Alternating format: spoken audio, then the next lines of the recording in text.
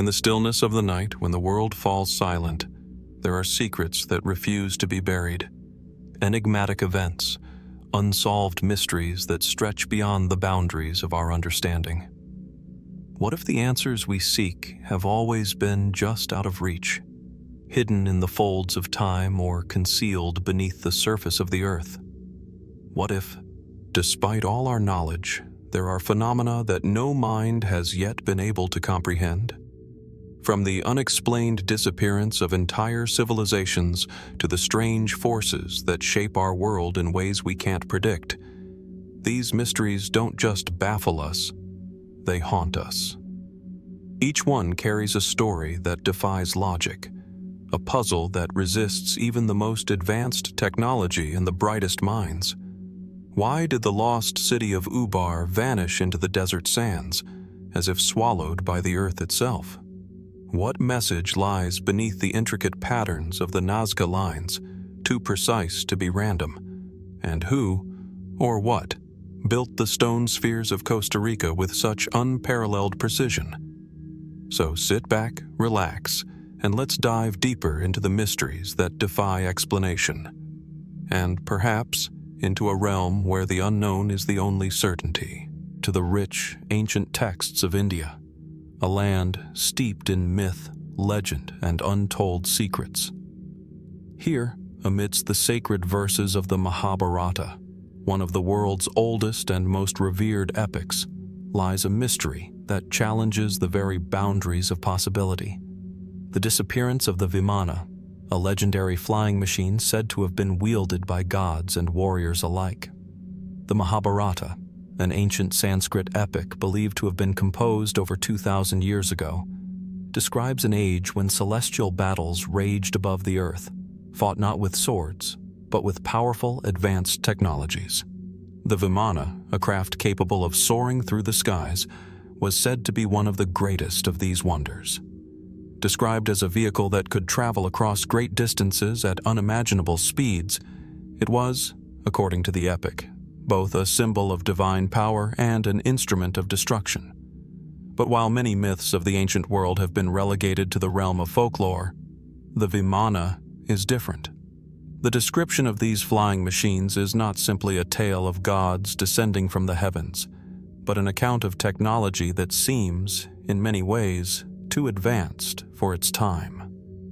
In the Mahabharata, the Vimana is described as having the ability to move in any direction, hover in place, and even disappear from sight, features that sound more in tune with the technological advancements of the modern world than anything we would expect from ancient civilizations.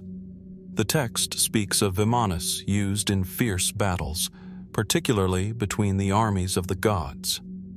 The most notable of these is the battle between the hero Arjuna and his rival, where a Vimana known as the Pushpaka Vimana is said to play a central role.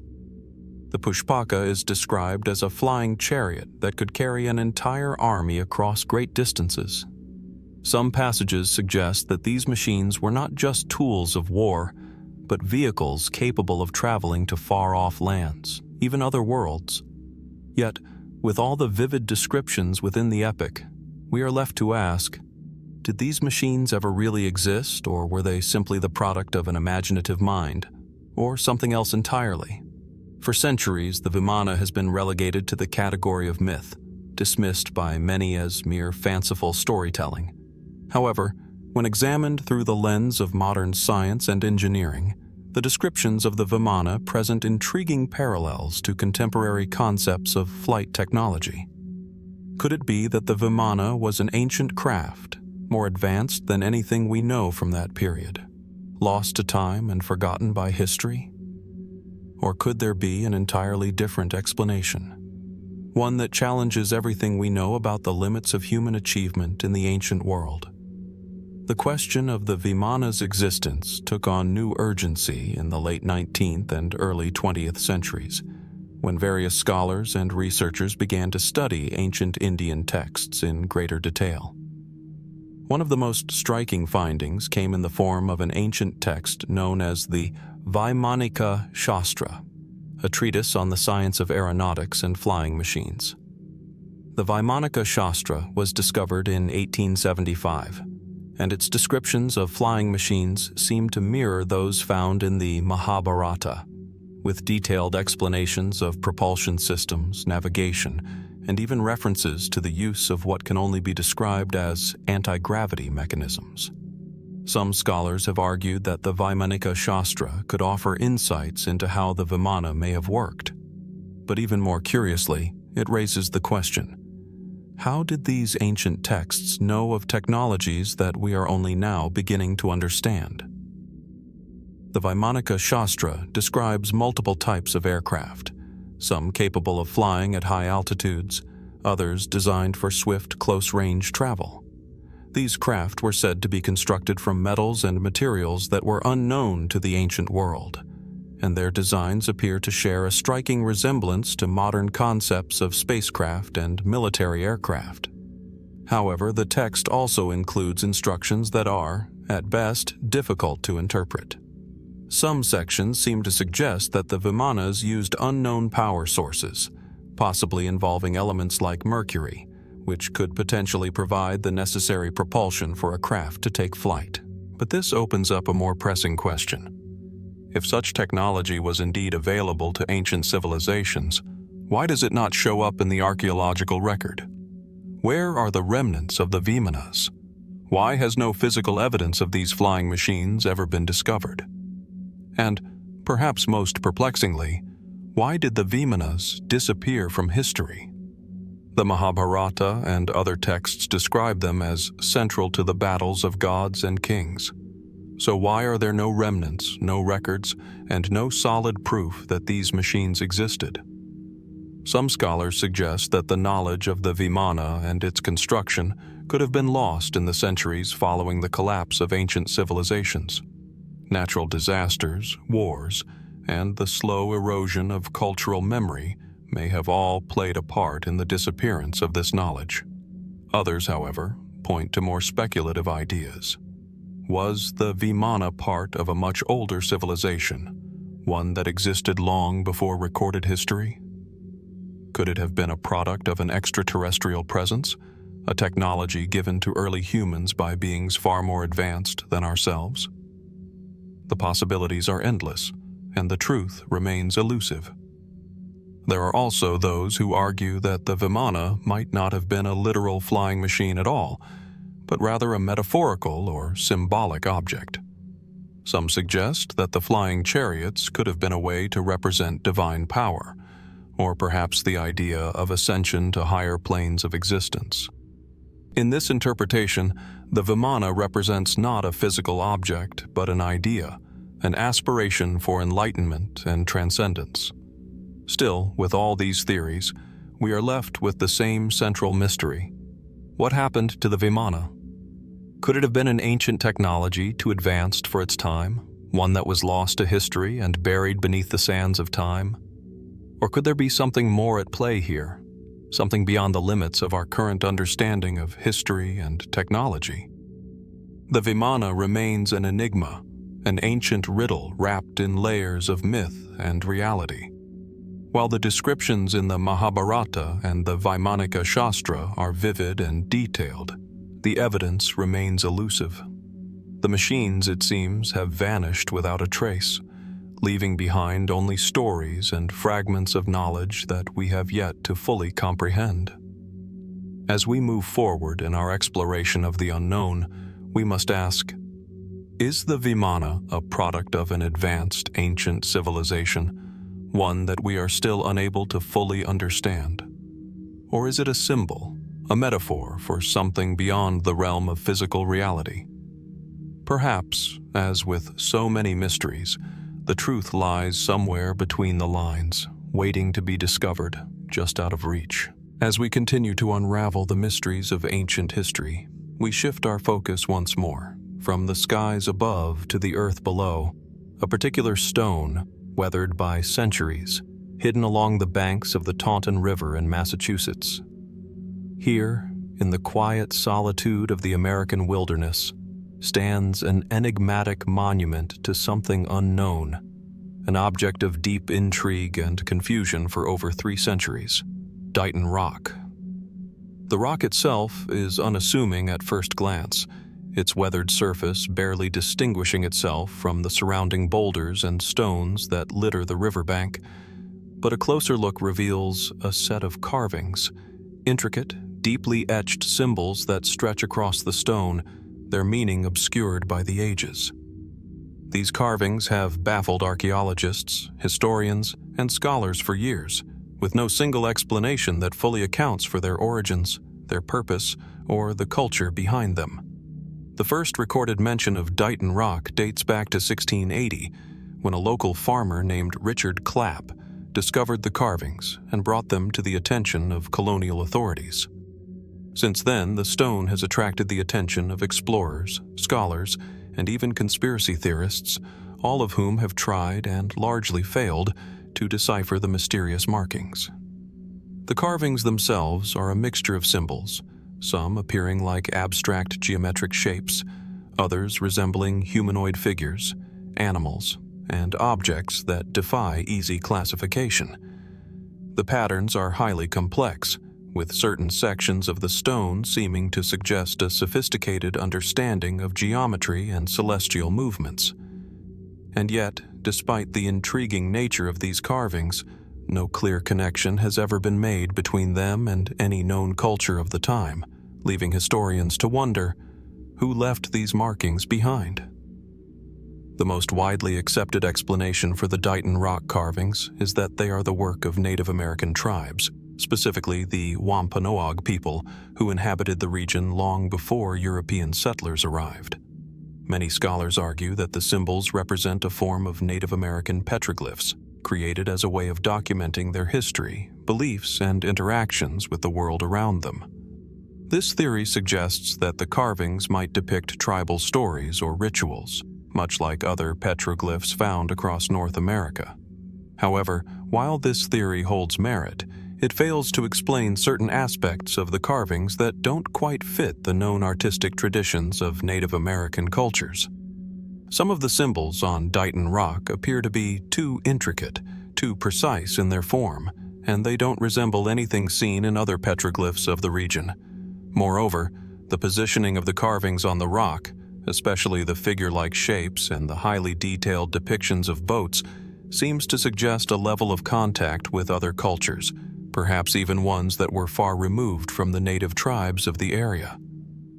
Could it be that the Dighton rock carvings represent evidence of early contact between the Old World and the New World, long before the arrival of Christopher Columbus? Some scholars have suggested that the carvings may be of European origin, potentially created by Norse explorers who reached the shores of North America centuries before Columbus. In fact, this theory has gained traction due to the presence of symbols on the rock that resemble those found in ancient Viking artifacts, including the distinct rune-like shapes often associated with Nordic cultures. The idea of Norse exploration in North America is not a new one. In the 11th century, the Viking explorer Leif Erikson is believed to have reached the coast of what is now Newfoundland, establishing a short-lived settlement known as Vinland.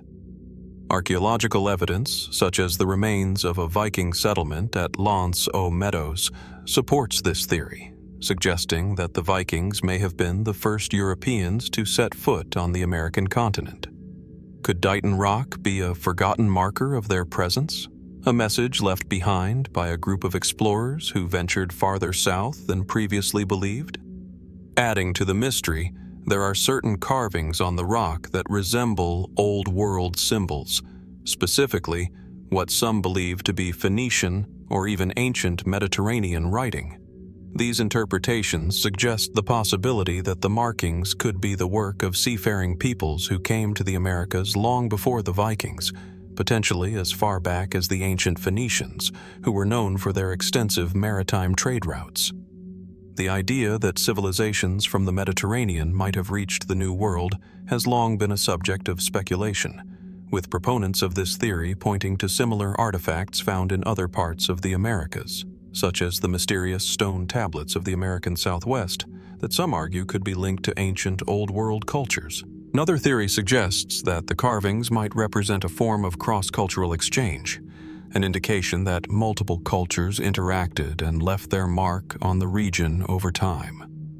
Could Dighton Rock be a symbol of shared knowledge, a record of early explorations and connections between different peoples, cultures from both the old and new worlds, intertwining in ways we have yet to fully understand? But the speculation doesn't end there. Some have gone even further, positing that the rock's carvings might hold a deeper, more esoteric meaning, possibly even a form of ancient map or star chart. Certain geometric patterns on the rock appear to align with celestial events, such as solstices and equinoxes, leading some to wonder if the carvings were meant to serve as a guide to navigation, or as a calendar of sorts for early explorers. Could these markings have been used to chart the heavens, to map the stars and the movements of celestial bodies across the sky? Perhaps the most mysterious aspect of Dighton Rock is not just the origin of its carvings, but the timing of their creation. If these markings are indeed the work of Old World civilizations, they challenge the traditional narrative of history, one that places the arrival of Europeans on the American continent at a much later date. Could it be that the true history of early exploration is far more complex than we've been led to believe? And if these civilizations did indeed cross the ocean to reach the New World, why did they leave so few traces behind? The answers to these questions remain elusive, and Dighton Rock continues to serve as a silent testament to something that may have been lost to time, an ancient connection, a forgotten chapter in the story of human exploration that we have yet to fully uncover. The stone, with its strange carvings and mysterious symbols, remains an enigma, one that beckons us to continue searching, to continue asking questions, and to wonder whether there are still secrets buried beneath its surface, waiting to be discovered. As with so many ancient mysteries, the story of Dighton Rock is not one that can be neatly tied up in a single narrative. It is a story that spans centuries, cultures, and continents, and in the quiet stillness of the stone's weathered surface, it holds a mystery that may never be solved. But perhaps in this uncertainty lies the true allure, an invitation to explore the unknown and to challenge the very limits of what we believe to be possible. As we continue our journey through history's most puzzling enigmas, we find ourselves once again in the remote and arid landscape of Peru. Here, in the vast and unforgiving desert of the Nazca region, beneath the sun-scorched earth, lies a mystery that has captivated the imagination of archaeologists, researchers, and conspiracy theorists alike. The Nazca Mummies. Known primarily for the famous Nazca lines, those immense geoglyphs etched into the desert floor, this area holds another, far more peculiar secret. In the early 2000s, a series of mummified remains were uncovered in the Peruvian desert, sparking an intense debate among experts and enthusiasts. These mummies, however, were unlike anything previously discovered. Their elongated skulls, slender bodies, and strange features have led some to speculate that they may not be of human origin at all. The discovery came in the town of Nazca, where a team of local workers stumbled upon what appeared to be the remains of an ancient burial site. At first glance, these mummies seemed to be typical human remains, fragile skeletal structures preserved by the dry desert air. However, as the excavation progressed, something unsettling became apparent. The mummies were not what they seemed. Some had skulls that were stretched unnaturally, elongated in a way that no known human civilization ever practiced. Others had 3 fingers and 3 toes, rather than the typical 5. Were these individuals simply part of an ancient, long-lost culture with an unusual method of embalming? Or could there be something far stranger at play? One of the most striking features of the Nazca mummies is their strikingly alien-like appearance. The elongated skulls have been the subject of intense scrutiny, with some suggesting that the shape may have been the result of cranial deformation, an ancient practice in which a person's skull was intentionally altered for cultural or religious reasons. This was indeed a practice known to some indigenous groups, including the Paracas people of ancient Peru, who are known to have intentionally shaped their skulls by binding them during infancy. However, these mummies seem to go beyond simple cranial modification. The elongation of the skulls is so pronounced that it seems to defy the capabilities of even the most skilled ancient cultures. In addition to the skulls, some of the mummies' physical features have raised eyebrows. Their bodies are unnaturally thin, with elongated limbs, and in some cases, their skin appears to be remarkably well preserved, almost as though these remains are far younger than they should be. This preservation, combined with the strange appearance of the mummies, has led some to suggest that they may not be human at all. Could these be the remains of an entirely different species, one that visited Earth in ancient times? And if so, how would that alter our understanding of human history? Mainstream scholars have largely dismissed such notions, arguing that these mummies are, in fact, human, but from a culture that employed unusual burial and preservation methods. They point to the fact that ancient civilizations throughout history have used a variety of techniques to modify and preserve their dead, from mummification to cranial deformation. Some suggest that the apparent alien features of the Nazca mummies are simply the result of a culture whose practices were misinterpreted due to a lack of context or understanding. But this explanation does not fully address the more curious aspects of the discovery. For example, the discovery of the three-fingered and three-toed mummies has raised questions that extend far beyond cultural practices. In some cases, these features appear to be so distinct from typical human anatomy that the mummies resemble descriptions of extraterrestrial beings that have been popularized in modern UFO lore. Could it be that these mummies are not merely ancient humans, but instead the remnants of an otherworldly presence?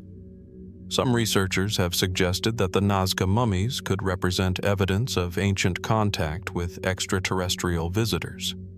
This theory is bolstered by the fact that the Nazca lines themselves, those massive, intricate geoglyphs, are best viewed from the air, leading some to argue that they were created with the help of aerial technology, perhaps even by beings who had access to such technology long before humans. The idea that ancient civilizations were in contact with extraterrestrials is a theory that has been gaining traction in certain circles, especially in light of recent discoveries of anomalous artifacts and unexplained phenomena.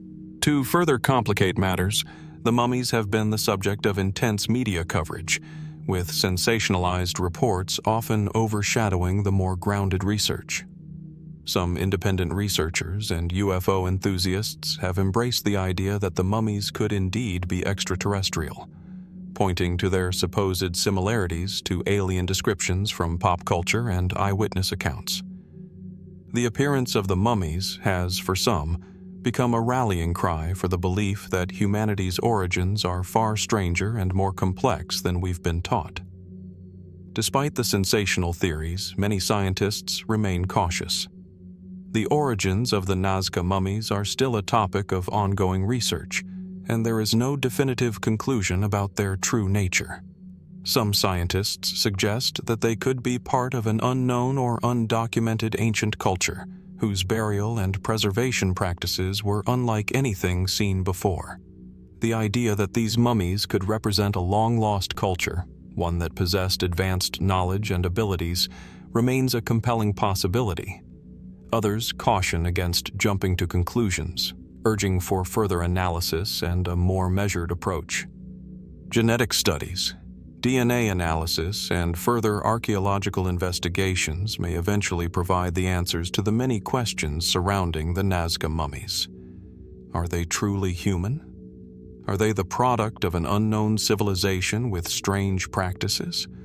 Or could they be something else entirely? Something that challenges our understanding of history, science, and the possibility of life beyond our world. The mystery of the Nazca mummies is one that remains unresolved. As with many ancient discoveries, It is easy to be drawn into the allure of the extraordinary, of imagining that these strange remains might represent evidence of ancient alien visitors, or that they might hold secrets that could forever alter our understanding of human history. But until further research can provide concrete answers, the true nature of these mummies remains shrouded in uncertainty. What is certain, however, is that the Nazca mummies are yet another piece in the puzzle of the ancient world, an enigma that calls into question everything we know about the past, and perhaps even our place in the cosmos. And as we continue to explore the mysteries of the unknown, the mummies of Nazca stand as a reminder that the past is far more complex and more mysterious than we might ever have imagined. We turn now to one of the greatest mysteries of the ancient world, one that has haunted scholars, historians, and dreamers for centuries: the lost library of Alexandria. An intellectual beacon in its time, the library represented the pinnacle of human knowledge and the wisdom of ancient civilizations. Yet today it exists only in fragments, its scrolls, books, and scrolls scattered to the winds of time, its legacy a subject of endless speculation. What truly became of the Library of Alexandria? Was its knowledge destroyed in the flames of history, or could it have been hidden, buried beneath the sands of time? The story of the Library of Alexandria begins in the 3rd century BCE, in the bustling city of Alexandria, Egypt, a hub of culture and learning under the reign of the Ptolemies. The library was conceived by Ptolemy II Philadelphus as a center of scholarly activity, a place where the greatest minds of the ancient world could gather to preserve, study, and expand upon human knowledge. Its collection, at its peak, is believed to have housed hundreds of thousands of papyrus scrolls containing the works of philosophers, mathematicians, astronomers, poets, and historians from across the known world. To the ancient scholars who visited Alexandria, the library represented a boundless treasure trove of information, a place where all knowledge was accessible. It was a library that did not merely preserve books, but actively sought to collect every written work, regardless of origin. There, the works of Homer, Euclid, Herodotus, and countless others were carefully transcribed, copied, and catalogued. It is said that the library not only held written works from the Mediterranean world, but also had texts from distant lands, India, Persia, and even China, bringing the entirety of the ancient world's knowledge under one roof. Yet, despite its fame, the fate of the Library of Alexandria is shrouded in mystery. Over the centuries, several events are said to have contributed to its demise, each one a tragic chapter in the story of its destruction. The first blow came in 48 BCE, when Julius Caesar's forces laid siege to the city. During the siege, a fire broke out in the harbor, consuming ships, buildings, and, tragically, parts of the library itself. Some accounts suggest that much of its collection was lost in that fiery disaster, while others argue that the majority of the library had already been moved to a safer location before the flames engulfed it. But even if much of the library survived Caesar's invasion, other calamities were yet to come. In the centuries that followed, Alexandria became the target of various power struggles and invasions. The library, once a beacon of knowledge, found itself at the center of political and religious tensions. The most damaging blow to the library came in the 4th century CE, when Theophilus, the Patriarch of Alexandria, ordered the destruction of the Serapeum, a temple that housed a portion of the library's collection. The exact events surrounding the destruction of the Serapeum are unclear, but many scholars believe that it was at this time that much of the remaining scrolls and books were irreparably lost. This event, compounded by the rise of Christianity and the decline of the pagan traditions that had supported the library, marked the final blow to the once great institution. By the 7th century, with the Islamic conquest of Alexandria, the library was all but forgotten. Its ruins, scattered and buried beneath the sands of time, became little more than a memory. And yet, despite the overwhelming evidence that the library was destroyed, the mystery of its true fate remains unresolved. Could some of its treasures have survived?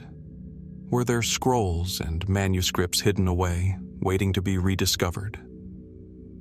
While many historians believe that the library's destruction was complete, a small but persistent group of theorists posits a far more tantalizing possibility: that the knowledge contained within the Library of Alexandria was not entirely lost, but deliberately hidden. Could there be hidden caches of ancient texts, works of incredible scientific, philosophical, and mathematical significance that have been concealed over the centuries, their contents guarded by secret societies or powerful institutions?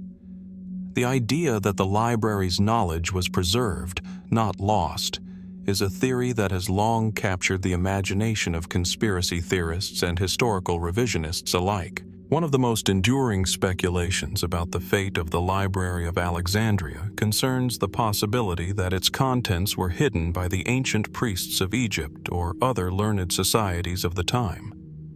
According to some accounts, the Egyptian priests may have believed that certain knowledge was too powerful to be released to the general public, especially at a time when political upheaval was threatening the stability of the ancient world. They may have taken the most valuable texts, along with other sacred or forbidden knowledge, and hidden them away in secret locations, deep within the desert, or even beneath the ruins of Alexandria itself. Could there be hidden chambers, long-forgotten tombs, or underground vaults beneath the city that hold the lost scrolls of Alexandria? The idea that powerful forces may have deliberately concealed the library's knowledge is not entirely unfounded. Over the centuries, there have been numerous tales of secret societies, such as the Freemasons, the Rosicrucians, or the Knights Templar, who are said to have guarded ancient knowledge. Some claim that these groups were entrusted with the preservation of the lost works of Alexandria, even in the face of repeated attempts to destroy them. In this view, the true knowledge of the ancient world, hidden for millennia, remains locked away, waiting for the right individuals to uncover it. The theory of hidden knowledge also draws on the idea that certain scientific, philosophical, or spiritual insights found in the library's collection may have been too dangerous to be released to the general public. Some have speculated that the library may have contained knowledge that could have advanced human civilization to an extraordinary degree, perhaps even with the potential to alter the course of history itself. Could this knowledge have been deliberately concealed by those who feared its power, in order to prevent it from falling into the wrong hands? Perhaps one of the most intriguing aspects of the Library of Alexandria's lost knowledge is the possibility that it contained secrets not just about our world, but about the cosmos itself. Could the library have housed knowledge about astronomy, mathematics, or even lost technologies that were far ahead of their time? Some proponents of this theory suggest that the library's collection may have included works that documented knowledge of extraterrestrial life, or even advanced physics that we have yet to fully comprehend. Were these the kinds of texts that were hidden away, protected by those who knew their potential consequences? While these theories remain speculative, they continue to inspire both researchers and seekers of hidden truths. The idea that the Library of Alexandria may have been more than just a repository of ancient scrolls, that it may have been the custodian of the world's most profound knowledge, remains a tantalizing possibility. As we stand on the precipice of understanding the mysteries of the ancient world, the fate of the Library of Alexandria remains one of the most haunting questions of all. Was its destruction the result of historical calamities? Or was it an orchestrated effort to hide the greatest knowledge humanity has ever known? And if such knowledge exists, buried beneath centuries of history and myth, is it still waiting to be uncovered? Only time will tell whether the lost wisdom of Alexandria will ever emerge from the shadows of the past, or if it is destined to remain lost forever. As we continue our journey into the unknown, we now turn our attention to one of the most intriguing and perplexing mysteries in the world of archaeology. Deep within the dense, humid jungles of the Amazon rainforest, a story is unfolding, a story of a forgotten civilization that might have once thrived in a place where modern scholarship never imagined advanced societies could exist. In this vast and largely uncharted region of South America, new evidence has begun to emerge, challenging everything we thought we knew about pre-Columbian civilizations. Could a complex, sophisticated culture have flourished in the heart of the Amazon long before European explorers ever set foot on the continent? The Amazon, with its impenetrable forests and winding rivers, is often thought of as a wilderness untouched by human hands. For centuries, the prevailing belief among historians and archaeologists was that the dense jungle environment was simply too harsh, too unforgiving to sustain large, organized civilizations. But this long-held assumption is beginning to unravel. Recent discoveries suggest that the Amazon might not have been an untouched wilderness at all, but rather a place that once teemed with vibrant, flourishing societies.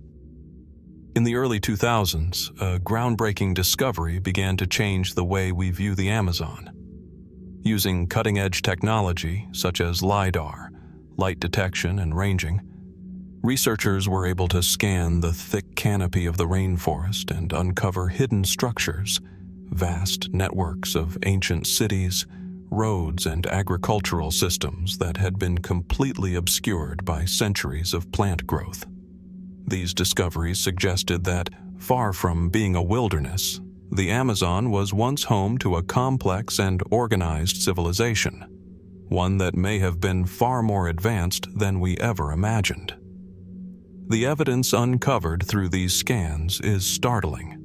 Hundreds of previously unknown settlements have been identified, with intricate networks of roads and pathways linking them together. Some of these structures appear to be vast urban centers, complete with defensive walls, plazas, and monumental architecture.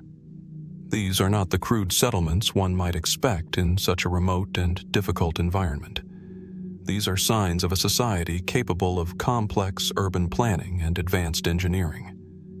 Yet, despite these revelations, the civilization responsible for these structures remains a mystery. One of the most perplexing aspects of this discovery is the apparent absence of any known civilization that could be connected to these structures. While ancient cultures like the Maya, Aztec, and Inca are well documented, no such records or traces exist for the civilization that built these enigmatic structures in the Amazon. Historians and archaeologists are left to piece together the fragments of evidence, with few clues to guide them.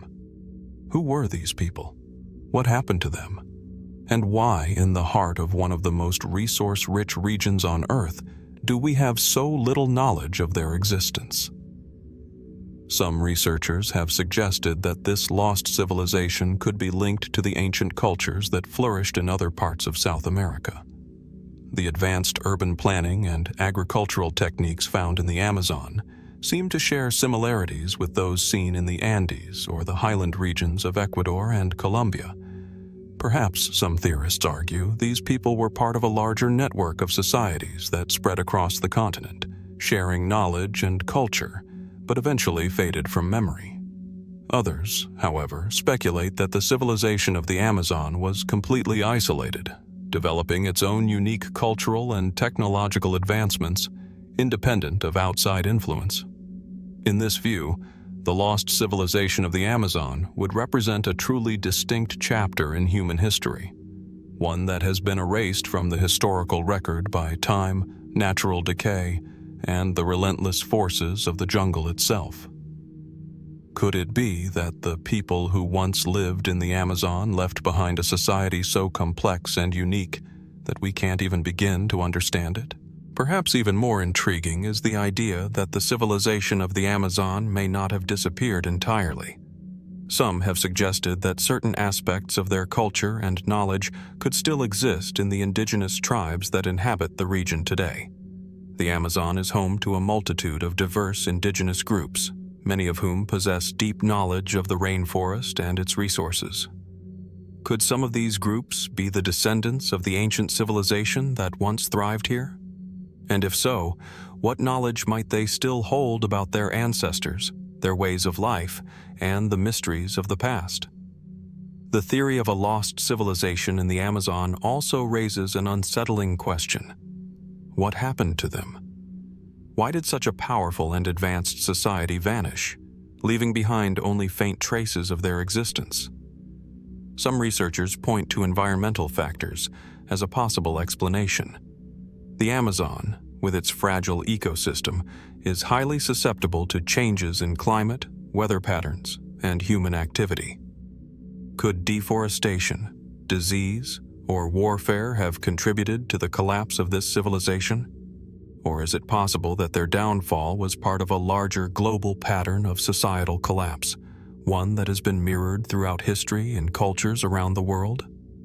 Another fascinating possibility is that the civilization of the Amazon may have been destroyed not by natural forces or war, but by something far more mysterious: the arrival of outsiders. While the Inca Empire, for example, was eventually brought to its knees by the Spanish conquest in the 16th century, the Amazon region remained largely untouched by European colonization for much longer. Was it possible that this lost civilization came into contact with foreign explorers, traders, or even conquistadors long before the documented encounters of the 1500s? Did they meet with the same fate as so many other indigenous peoples, falling victim to violence, disease, or enslavement? The more researchers uncover, the more questions arise. What drove these people to build such monumental structures in such an isolated region? Why did they choose to settle in the heart of one of the most inhospitable environments on Earth? What secrets lie buried beneath the thick layers of soil and vegetation, waiting to be uncovered? Despite the tantalizing evidence, the mystery of the lost civilization of the Amazon remains far from solved. With each new discovery, more questions arise, and the history of the Amazon becomes even more enigmatic. What were these ancient peoples capable of? Did they leave behind a legacy of knowledge and wisdom that could transform our understanding of history? Or were they simply another lost civilization, wiped away by time and nature, leaving nothing but their silent ruins to remind us of their fleeting existence? As researchers continue to explore the depths of the Amazon, one thing is certain: the story of this lost civilization is far from over, and with each new piece of evidence uncovered, we are reminded of how much we still have yet to learn about the ancient world, and how many mysteries remain hidden, waiting to be revealed. As with many ancient mysteries, the Bosnian pyramids invite a range of speculative theories. Could they have been built by an advanced civilization that predates all known history, possibly lost to time? Some theorists point to the possibility of a global, interconnected society that existed long before the rise of the Sumerians, Egyptians, and other well-known ancient civilizations. This lost civilization, they suggest, may have had knowledge of advanced construction techniques and energy manipulation that was lost when the society collapsed, leaving only the pyramids as a shadow of what once was. Other, more fringe theories suggest that the Bosnian pyramids may have been built by extraterrestrial visitors, beings with the technology and knowledge to construct such monumental structures. Some claim that the pyramids are evidence of ancient alien intervention on Earth, a theory that has captivated the imaginations of many over the years. While there is no direct evidence to support this idea, the mysteries surrounding the pyramids, along with the unexplained energy readings and the precision of their construction, continue to fuel these speculations. But what if the answer is simpler than we imagine? What if the Bosnian pyramids are not the remnants of an ancient civilization, nor the work of extraterrestrials, but rather the product of a yet undiscovered human culture that lived in the region thousands of years ago? Could the complex geometry, the tunnels, and the unusual materials be the result of a forgotten civilization that once inhabited the heart of Europe, leaving behind only these cryptic ruins as a testament to their ingenuity? As the excavation of the Bosnian pyramids continues, more questions than answers seem to emerge.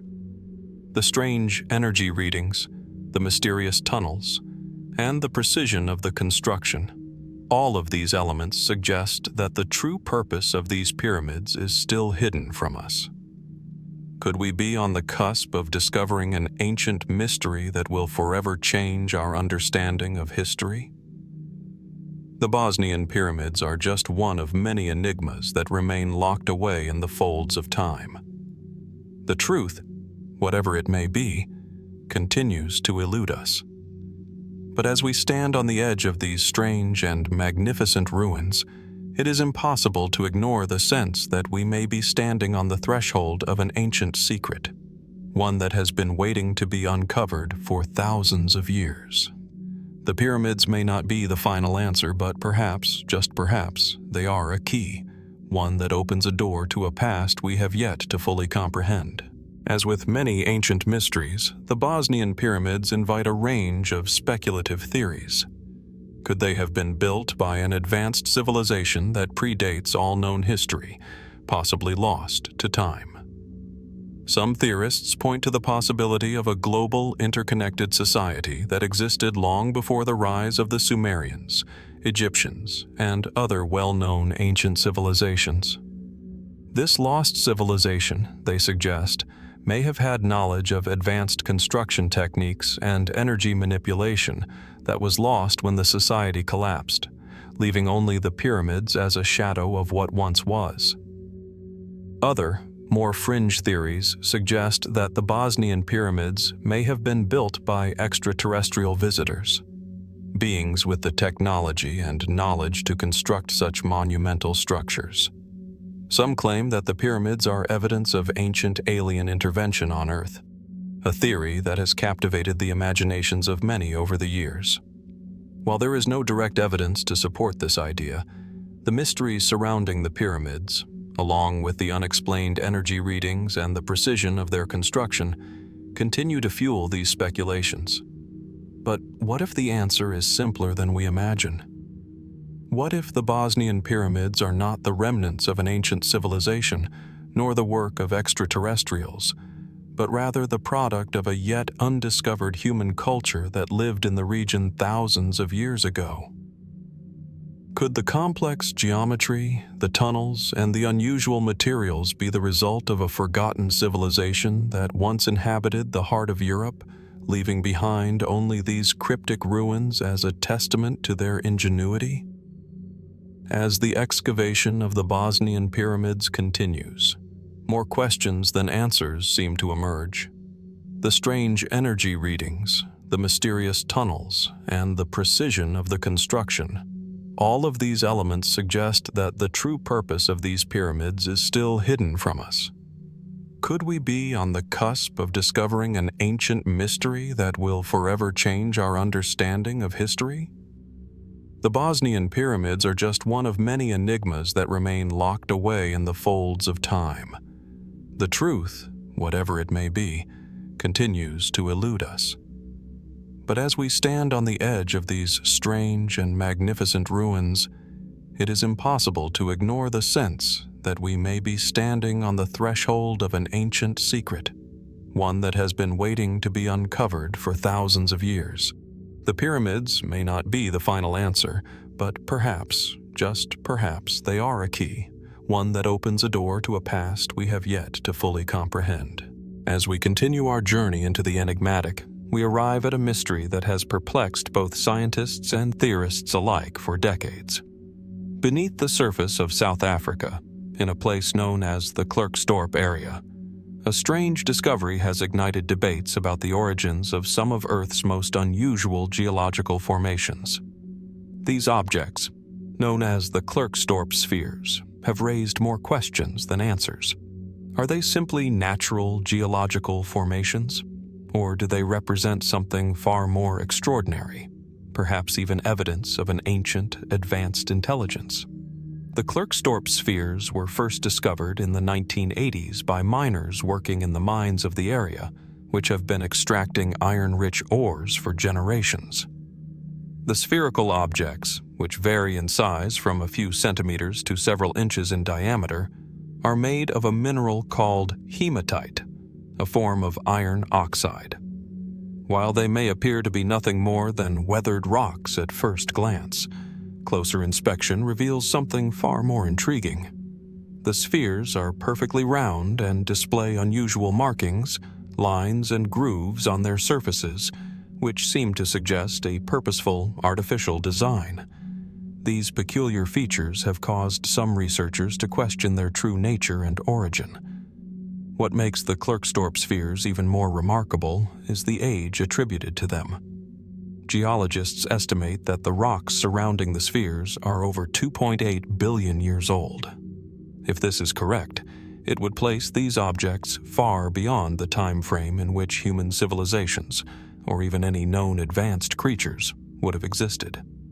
How could perfectly spherical objects, with clearly visible markings, have formed naturally in such ancient geological conditions? And what could possibly have caused their extraordinary precision and complexity?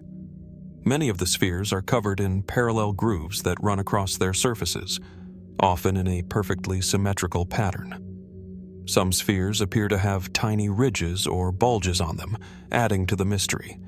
These grooves have been compared to the kind of intricate markings you might expect to find on advanced machinery or man-made devices. But the question remains, could these features have been created by natural processes?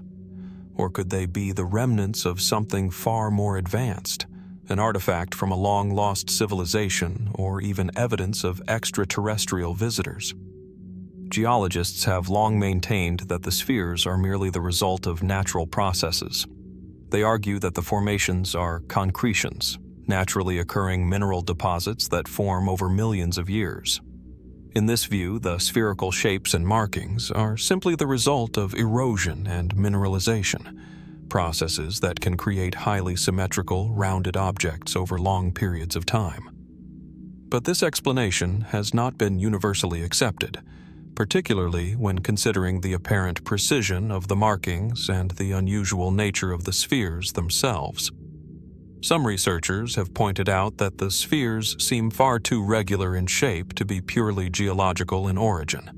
The idea that nature could have shaped such perfectly round objects, with such intricate and consistent patterns, challenges conventional understanding of natural processes. It is also worth noting that the spheres do not seem to follow the same geological patterns as other known formations in the area. While other rock formations in the region are irregular and rough in appearance, the Klerksdorp spheres stand out as unusually symmetrical and finely detailed.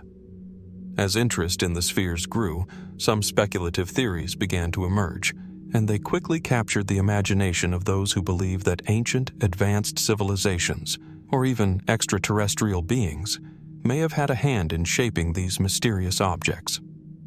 According to this line of thinking, the spheres could be ancient artifacts left behind by a long-lost civilization, one that possessed knowledge and technology far beyond anything we know today.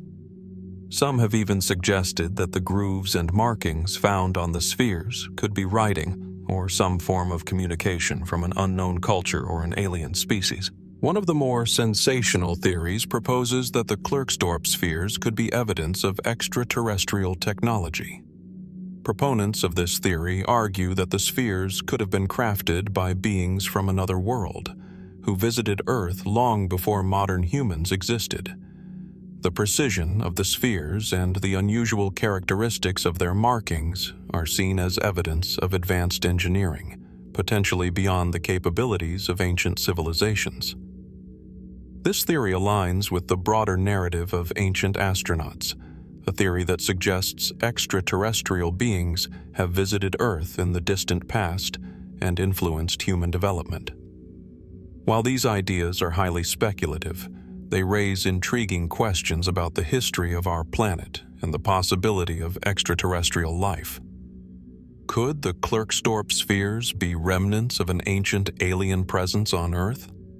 Or are they simply geological oddities that have yet to be fully understood? The truth may lie somewhere in between. Some researchers have also suggested that the Klerksdorp spheres may not be artifacts at all, but rather part of a much older and more complex natural formation. The idea here is that the spheres were created by natural mineral processes, but with conditions so unique and so specific that they resulted in the spherical shapes and markings that seem almost too perfect to be coincidental. This view suggests that the spheres are, in fact, just a rare geological occurrence that has yet to be fully explained, requiring further study of the mineralogical processes that took place billions of years ago. However, these alternative explanations do not fully account for the incredible regularity of the spheres or the complexity of the grooves and patterns on their surfaces. Could natural forces, over such an extended period of time, create such symmetrical objects? Or is it possible that the spheres were shaped or manipulated by a force we have yet to understand? The mystery remains unresolved, as neither mainstream geology nor more speculative theories have provided a definitive answer. As the debate over the true origins of the Klerksdorp spheres continues, it becomes clear that we are only scratching the surface of a much larger mystery. The spheres, with their strange markings and unusual features, remain one of the most perplexing and unexplained phenomena in the world of geology. Whether they are the result of natural processes, ancient human craftsmanship, or extraterrestrial intervention, the Klerksdorp spheres force us to confront the limitations of our understanding of Earth's ancient past. What is the true story behind these remarkable objects? Were they created by ancient hands, extraterrestrial intelligence, or simply the forces of nature? Whatever the answer may be, one thing is certain. The Klerksdorp spheres are far from ordinary, and their mystery endures. As researchers continue to investigate these strange formations, we are left to wonder, what other ancient secrets remain hidden in the earth, waiting to be discovered? What truths are still waiting to be uncovered, just beneath the surface of the world we think we know? As we continue our journey through the most perplexing and unsolved mysteries in history, we find ourselves drawn to a story that has haunted the pages of American history for centuries. A tale of hope, survival, and inexplicable vanishing. The story of the Roanoke colony, established in 1587 on an isolated island off the coast of North Carolina, is one of the oldest and most intriguing unsolved mysteries in the world. The colony's disappearance remains one of the great enigma of early American history. Imagine for a moment the scene. It's the summer of 1587, and a group of over 100 English settlers, men, women, and children, arrives on Roanoke Island. They are part of an ambitious colonial venture led by Sir Walter Raleigh, who has envisioned a thriving settlement in the New World. The land is fertile, the coastline is breathtaking, and the promise of new opportunities is irresistible. But as the settlers begin their work, building homes and establishing a foothold in this uncharted wilderness, a storm of fate begins to gather on the horizon. In the months following their arrival, a resupply mission is promised but delayed. The settlers, stranded on an island far from England, are left to fend for themselves, isolated from the outside world. Then, in the spring of 1590, the return of the supply ship to the colony's settlement marks a dramatic and eerie moment in history. When the ship's captain, John White, steps ashore, what he finds is nothing short of bewildering. The colony is gone. There is no sign of struggle, no evidence of violence, nothing but abandoned homes, empty fields, and a single clue, the word Croatoan carved into a wooden post. The settlers have disappeared without a trace, leaving behind only their belongings, a few structures, and the unsettling carving. What happened to the colonists of Roanoke Island? Why did they vanish so completely without leaving any indication of where they went? The immediate reaction was one of disbelief. White, who had been gone for 3 years to fetch supplies from England, frantically searched the area for any sign of life. He found none. The surrounding villages were deserted, and there were no signs of struggle. The native Croatoan people, whom the settlers had known, were nearby, but when White sought them out, they had no answers. Was it possible that the colonists had left voluntarily, or had they been attacked by an unknown force? Theories about what might have happened to the Roanoke settlers are as varied as they are intriguing. Some suggest that the settlers simply integrated with the nearby native tribes, particularly the Croatoans. This theory is partly supported by accounts of later settlers who claim to have encountered Native Americans who spoke English and had familiar European customs. Could the colonists have abandoned their settlement and found new lives among the Croatoan? If so, why leave no trace of this decision behind? And why carve the cryptic word Croatoan on a post, unless it was a message or a clue pointing toward their destination? Yet this theory does not fully satisfy the puzzle. The Croatoan people, although a known tribe to the English, denied any knowledge of the colonists' fate, and no definitive evidence has ever emerged to confirm that the settlers joined them. Even more perplexing, when White returned to search the area once more in the years that followed, he found no trace of the missing colonists, no European artifacts, no signs of a blended culture, nothing to indicate that the English had integrated with the indigenous population. The absence of such evidence makes this theory difficult to fully embrace. Another theory points to a more tragic fate, the possibility of a deadly attack by hostile indigenous groups, such as the Powhatan tribe, who may have seen the settlers as a threat. Some suggest that the colonists were overwhelmed and massacred, their settlement destroyed. While this is a possible explanation, it does not explain the fact that no bodies were found, nor are there any physical remains that would indicate violent confrontation.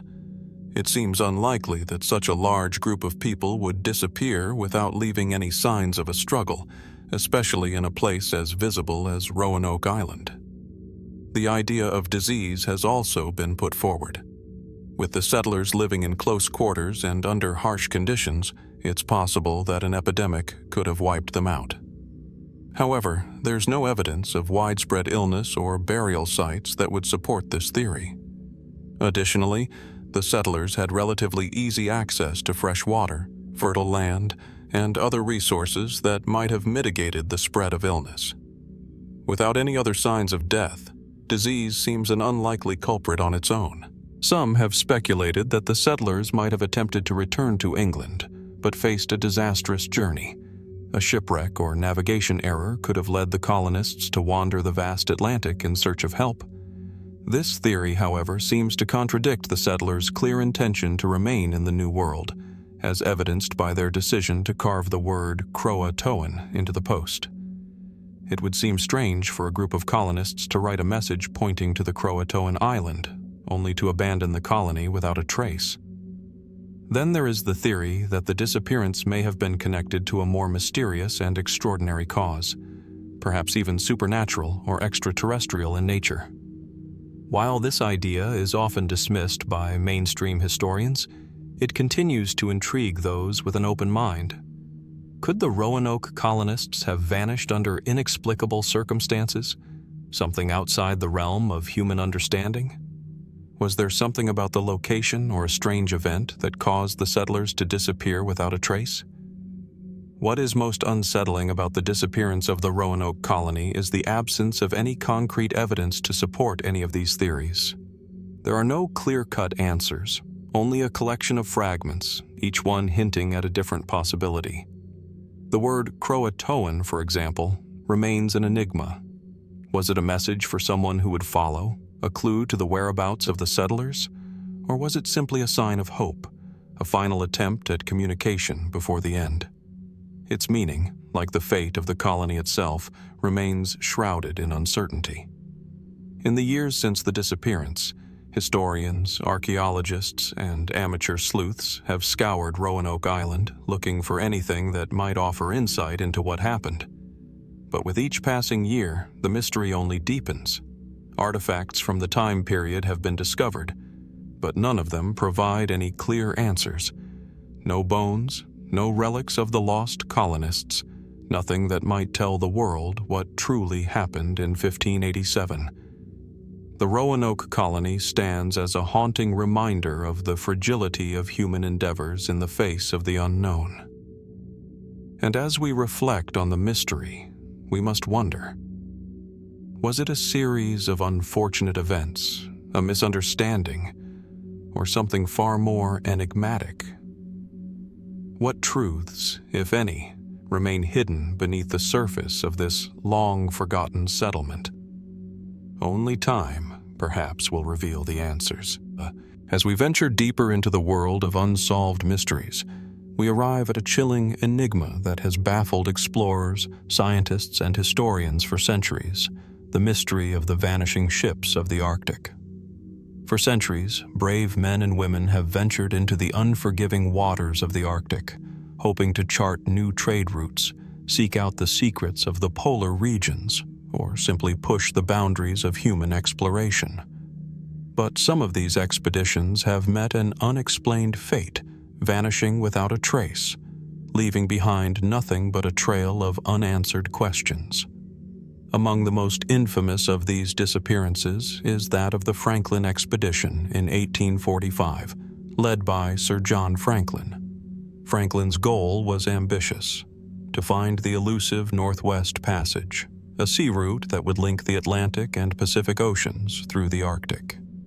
The expedition set sail with 2 ships, HMS Erebus and HMS Terror, and a crew of 129 men. The expedition was well-equipped and well-prepared for the harsh conditions of the Arctic, yet it disappeared into the frozen wilderness, never to be heard from again. In 1848, after receiving no word from Franklin and his men, a rescue mission was launched, but it came up empty-handed. For decades, the mystery of the Franklin expedition remained unsolved. No survivors, no wreckage, no traces of the men were found. What happened to the Erebus and the Terror? Where had they gone, and why did they vanish so completely? It wasn't until the mid-20th century that the first significant clues were discovered. In 1859, the remains of a crew member were found on an island, and further archeological digs revealed evidence of starvation, signs of cannibalism, and remnants of the ships themselves. However, the most striking discovery came in 2014, when researchers located the wreck of the Erebus, over 170 years after it had vanished. The ship was remarkably well preserved in the icy waters, offering some insight into the fate of the lost expedition.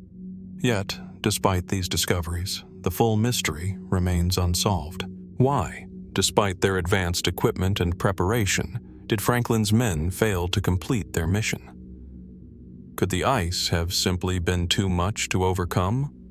Or was something more sinister at play? Theories abound, from the possibility of extreme weather conditions to the prospect of an alien encounter.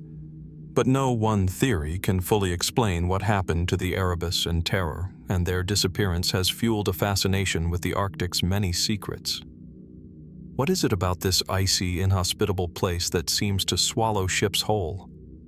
Is it simply the merciless nature of the environment, the shifting ice, unpredictable storms, and relentless cold? Or is there something more to these vanishings, something that defies logical explanation? The Arctic, with its vast and desolate expanse, is a place where human ambition meets the stark realities of nature. Ships that venture into its icy waters are often at the mercy of the elements. The phenomenon of shifting ice, which can trap a ship and crush it, is well documented. In fact, many of the disappearances can be attributed to this natural hazard. But what if the ice is not the only force at play? Some researchers have proposed that the Arctic's magnetic anomalies could be contributing to the disappearances. The region's unusual magnetic fields might affect navigation instruments, causing ships to become lost or stranded in uncharted waters. Could these magnetic anomalies play a part in the mysterious vanishings? Is it possible that these ships, with their crews, were simply overwhelmed by the forces of nature? Then, there are the more fringe theories, the ones that venture into the realm of the unknown. Some have suggested that these disappearances may be linked to extraterrestrial forces. The vast emptiness of the Arctic, with its endless stretches of ice and snow, seems to harbor an eerie stillness, almost as though something unseen lingers just beyond the edge of perception. Could it be that alien life has somehow played a role in the vanishing ships? Could strange forces, beyond human understanding, have interfered with these ill-fated expeditions? One theory that has captured the imagination of conspiracy theorists and paranormal enthusiasts alike is the idea of a portal or time slip in the Arctic. Some have speculated that the region is home to some kind of otherworldly anomaly, a tear in the fabric of space and time, where ships, and even people, can disappear without a trace. There are accounts of strange lights in the sky, unexplained phenomena, and unexplainable disturbances in the Arctic, leading some to believe that the region could be the site of some cosmic rift, where reality itself becomes distorted. While such theories remain highly speculative and are often dismissed by mainstream science, they reflect the deep sense of wonder and mystery that the Arctic invokes. After all, there are many places on Earth that seem to defy explanation, regions where the boundaries of the known world blur into the unknown. The Arctic, with its vast expanse and unyielding cold, is one such place. And as more and more ships, aircraft, and people disappear in the region, it's impossible not to wonder, is there something in the Arctic that we do not understand? There are also reports of ships encountering sudden, unexplainable shifts in weather. A ship could be navigating through calm waters one moment, only to be caught in a violent storm the next, winds howling, temperatures plummeting, visibility reduced to nothing. These storms often appear out of nowhere and can be incredibly destructive. Could such intense and erratic weather be the cause of these disappearances? Or could something else be contributing to the unpredictability of the Arctic? Whatever the cause, the disappearance of ships in the Arctic serves as a haunting reminder of the mysteries still lurking in the farthest reaches of our planet. The Erebus and Terror are not the only vessels to have vanished without explanation. The Arctic is home to countless tales of ships lost to time, where the only traces left behind are the memories of those who set sail in search of the unknown. For each missing ship, for each crew lost in the cold, there is one burning question that refuses to fade. What really happened out there in the icy expanse? Could the Arctic's frozen seas hold answers that are beyond human comprehension, or are they simply a reminder of the dangers of venturing into the great unknown? Perhaps the mystery is a reflection of the Earth's untold secrets, waiting patiently for someone, someday, to uncover them. As the Arctic continues to reveal its mysteries, we are left to wonder what truths remain hidden beneath its icy depths, and how many more ships, explorers, and souls will be drawn to its enigmatic allure. In the heart of Siberia, on the morning of June 30th, 1908, an event occurred that would become one of the most perplexing and baffling mysteries of modern history. The Tunguska explosion, as it has come to be known, is one of the most significant and unexplained natural phenomena ever recorded. Its origins, nature, and consequences continue to puzzle scientists and theorists to this day. The story begins in the remote, desolate expanse of the Siberian taiga. Early on that fateful summer day, a brilliant flash of light appeared in the sky, far brighter than any sunrise. A shockwave followed, so powerful that it rattled windows hundreds of miles away, and the ground trembled with force. A massive explosion ensued, flattening an estimated 2,000 square kilometers of forest, leaving behind a scene that seemed as if an otherworldly force had unleashed its wrath upon the Earth. When Russian scientists and explorers finally reached the site, they found the forest leveled, trees snapped and scorched, yet no impact crater. There were no signs of any large object on the ground. The event had left behind a massive swath of destruction, yet there was no physical evidence to explain it. The only thing that could be confirmed was the massive energy released by the explosion, an estimated 10 to 15 megatons of TNT, equivalent to hundreds of times the energy of the Hiroshima bomb. What exactly had caused such an immense and devastating event? Theories abound, but the truth remains elusive. The most widely accepted theory is that the explosion was caused by the airburst of a comet or asteroid entering Earth's atmosphere. According to this explanation, a space rock, measuring perhaps 50 to 60 meters in diameter, exploded at an altitude of around 5 to 10 kilometers above the forest. The explosion released a tremendous amount of energy, causing the shockwave that leveled the trees and caused other environmental disturbances.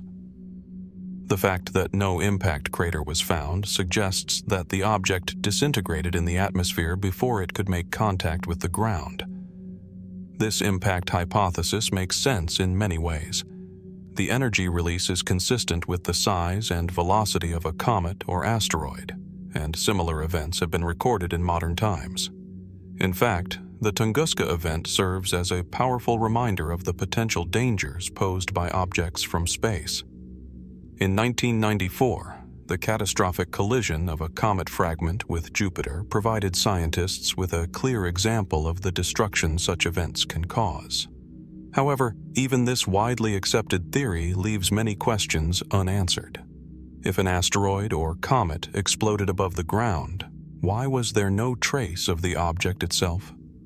Meteorites from space generally leave behind fragments that can be recovered and studied, but none were found in the Tunguska region. The lack of physical remnants is a curious anomaly. Could the explosion have been caused by something other than a natural celestial object? What if the object itself was something entirely different?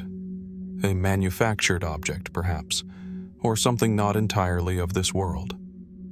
Beyond the standard impact theory, other more speculative ideas have emerged over the years, adding layers of intrigue to the mystery.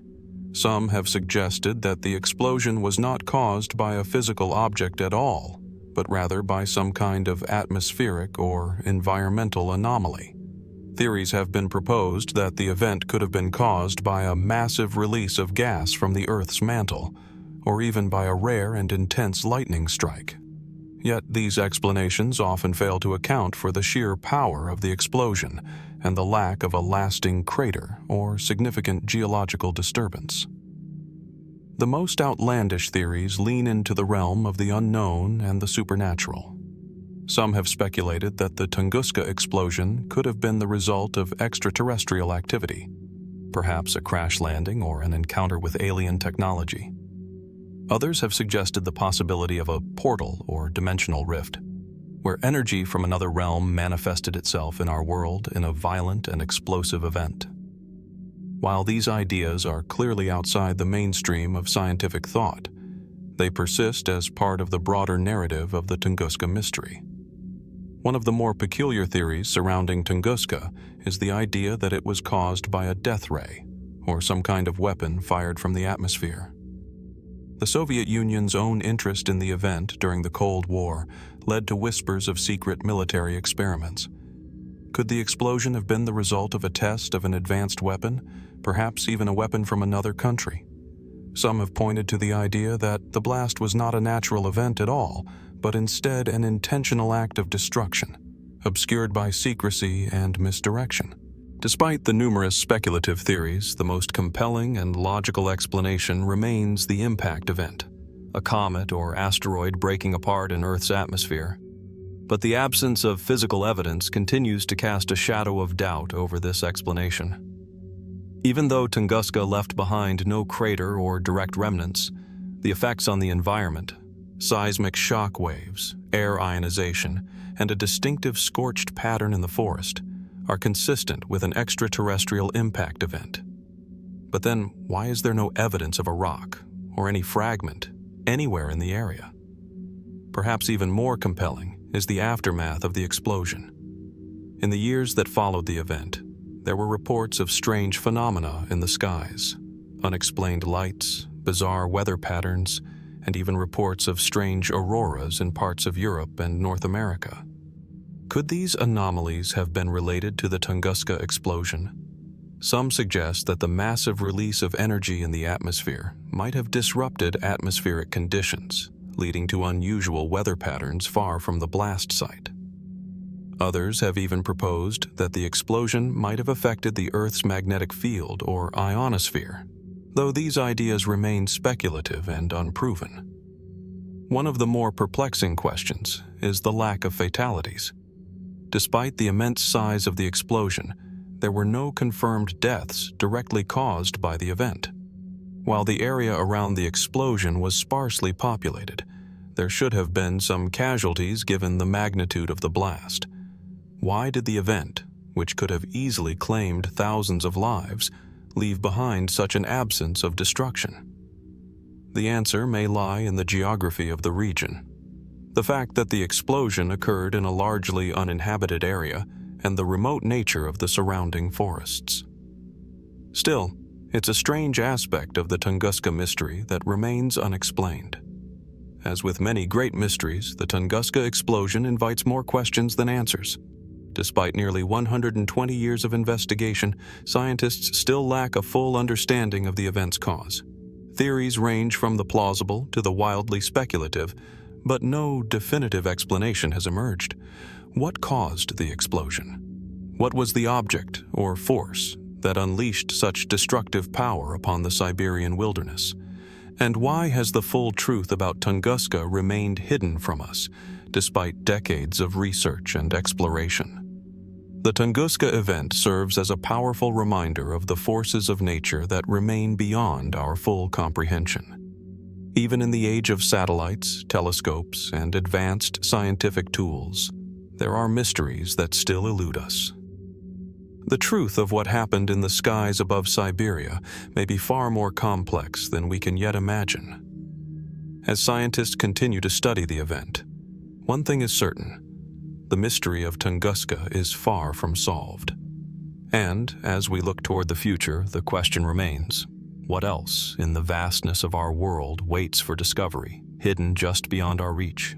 Nestled on the edge of the Giza Plateau, where the burning desert sands meet the vast, cloudless sky, stands one of the most iconic and enduring symbols of human history, the Great Sphinx of Egypt.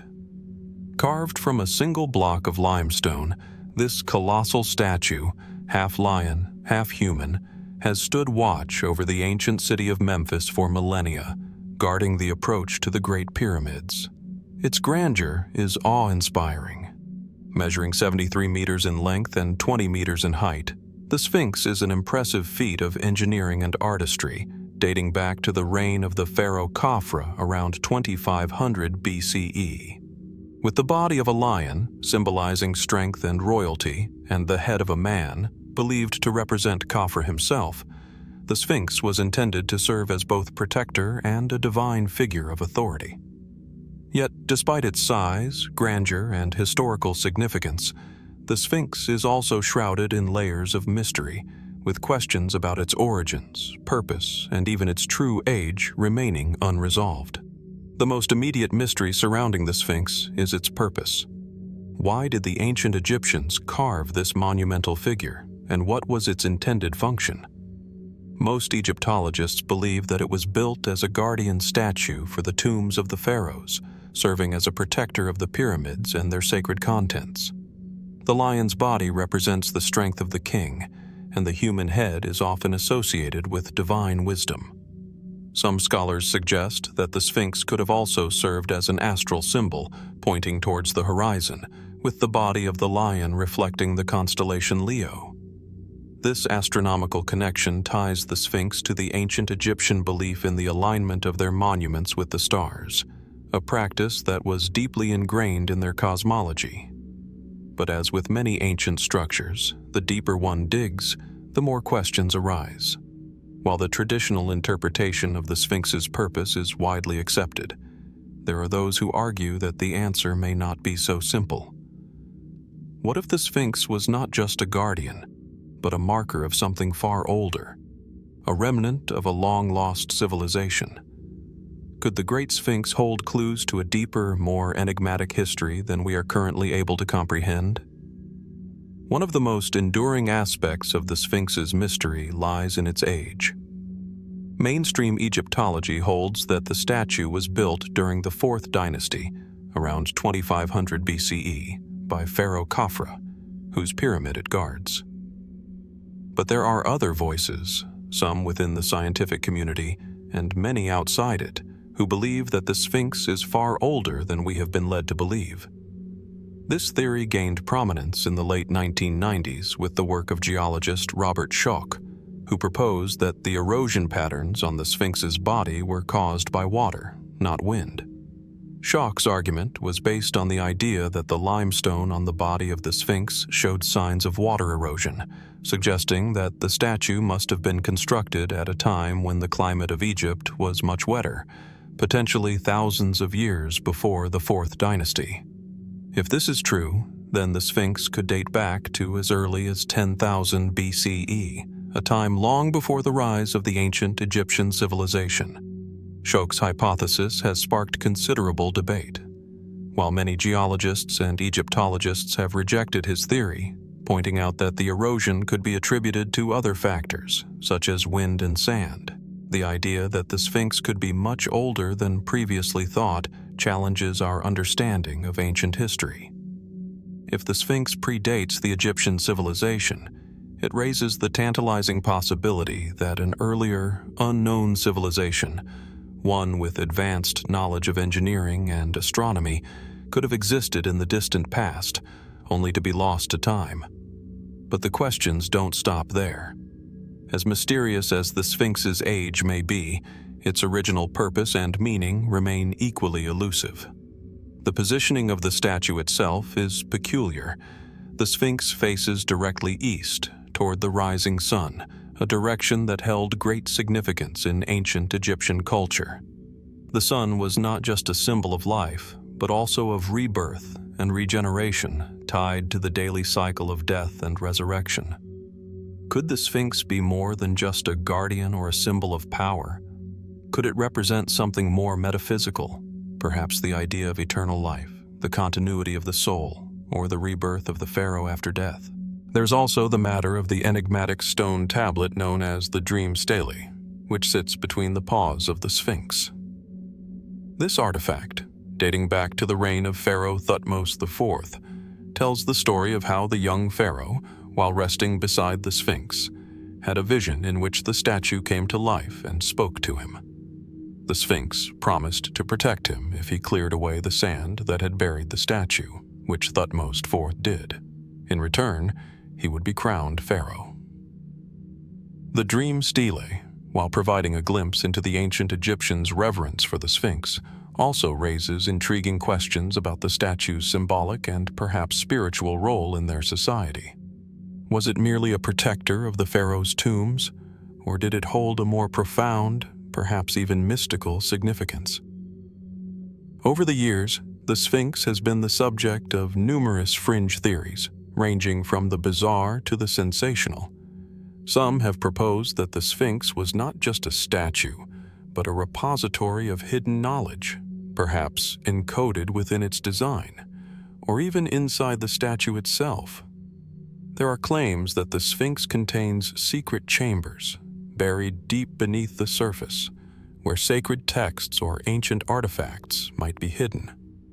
Some even suggest that the Sphinx is a key to unlocking the lost knowledge of a long-forgotten civilization. One theory that has persisted for centuries is the notion that the Sphinx might be a guardian of the Hall of Records, a mythical storehouse of ancient wisdom that some believe is buried somewhere near the Sphinx or under the Great Pyramid. This idea has captivated the imaginations of treasure hunters and mystics alike, but no physical evidence of such a hidden chamber has ever been discovered. Still, the idea persists, driven by the belief that the Sphinx was created not merely as a monument to royal power, but as a key to an even greater secret, one that could change our understanding of human history. For all the research, theories, and speculation that has surrounded the Sphinx, one thing remains certain. The true meaning of this ancient monument is far from understood. The Sphinx has endured for thousands of years, silently watching over the desert, its secrets held close. As time passes, we continue to probe its surface, searching for clues that might unlock its mysteries. But with every new discovery, it seems that the riddle of the Sphinx only deepens. What was the true purpose of the Sphinx? Was it built to protect the pharaohs, to symbolize eternal life, or to guard knowledge far older than any civilization we know? And if there is a hidden chamber beneath its paws, what might it contain? Perhaps the answer lies not in what we can see, but in what we have yet to discover. The Sphinx, like the ancient civilizations that built it, remains an enduring enigma, a symbol of the secrets that still lie buried beneath the sands of time. Far off the coast of Florida, in the deep expanse of the Atlantic Ocean, lies an area that has been the subject of fascination and fear for centuries. Known as the Bermuda Triangle, this stretch of ocean between Miami, Bermuda, and Puerto Rico has earned a reputation as one of the most mysterious and perilous regions of the world. Aircraft and ships have disappeared within its boundaries under the most bizarre and unexplained circumstances, leaving behind only fragments of clues and a growing list of theories. But while the mystery of lost vessels and aircraft has captured the public imagination, one phenomenon within the Bermuda Triangle has sparked more than just curiosity. It's drawn the attention of scientists, theorists, and even casual observers across the globe: the strange occurrence of time warps. Unlike other phenomena associated with the Bermuda Triangle, time warp events are not as frequently reported. But when they do occur, they defy the very laws of physics that govern our understanding of the world. According to some accounts, vessels and aircraft passing through certain areas of the Bermuda Triangle have experienced anomalies in time, sometimes losing hours or even days of travel without any clear explanation.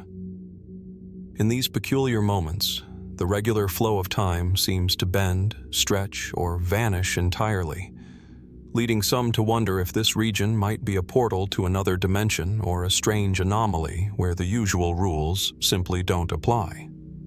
The first recorded accounts of this time warp phenomenon began to surface in the mid-20th century, adding a layer of intrigue to an already storied mystery.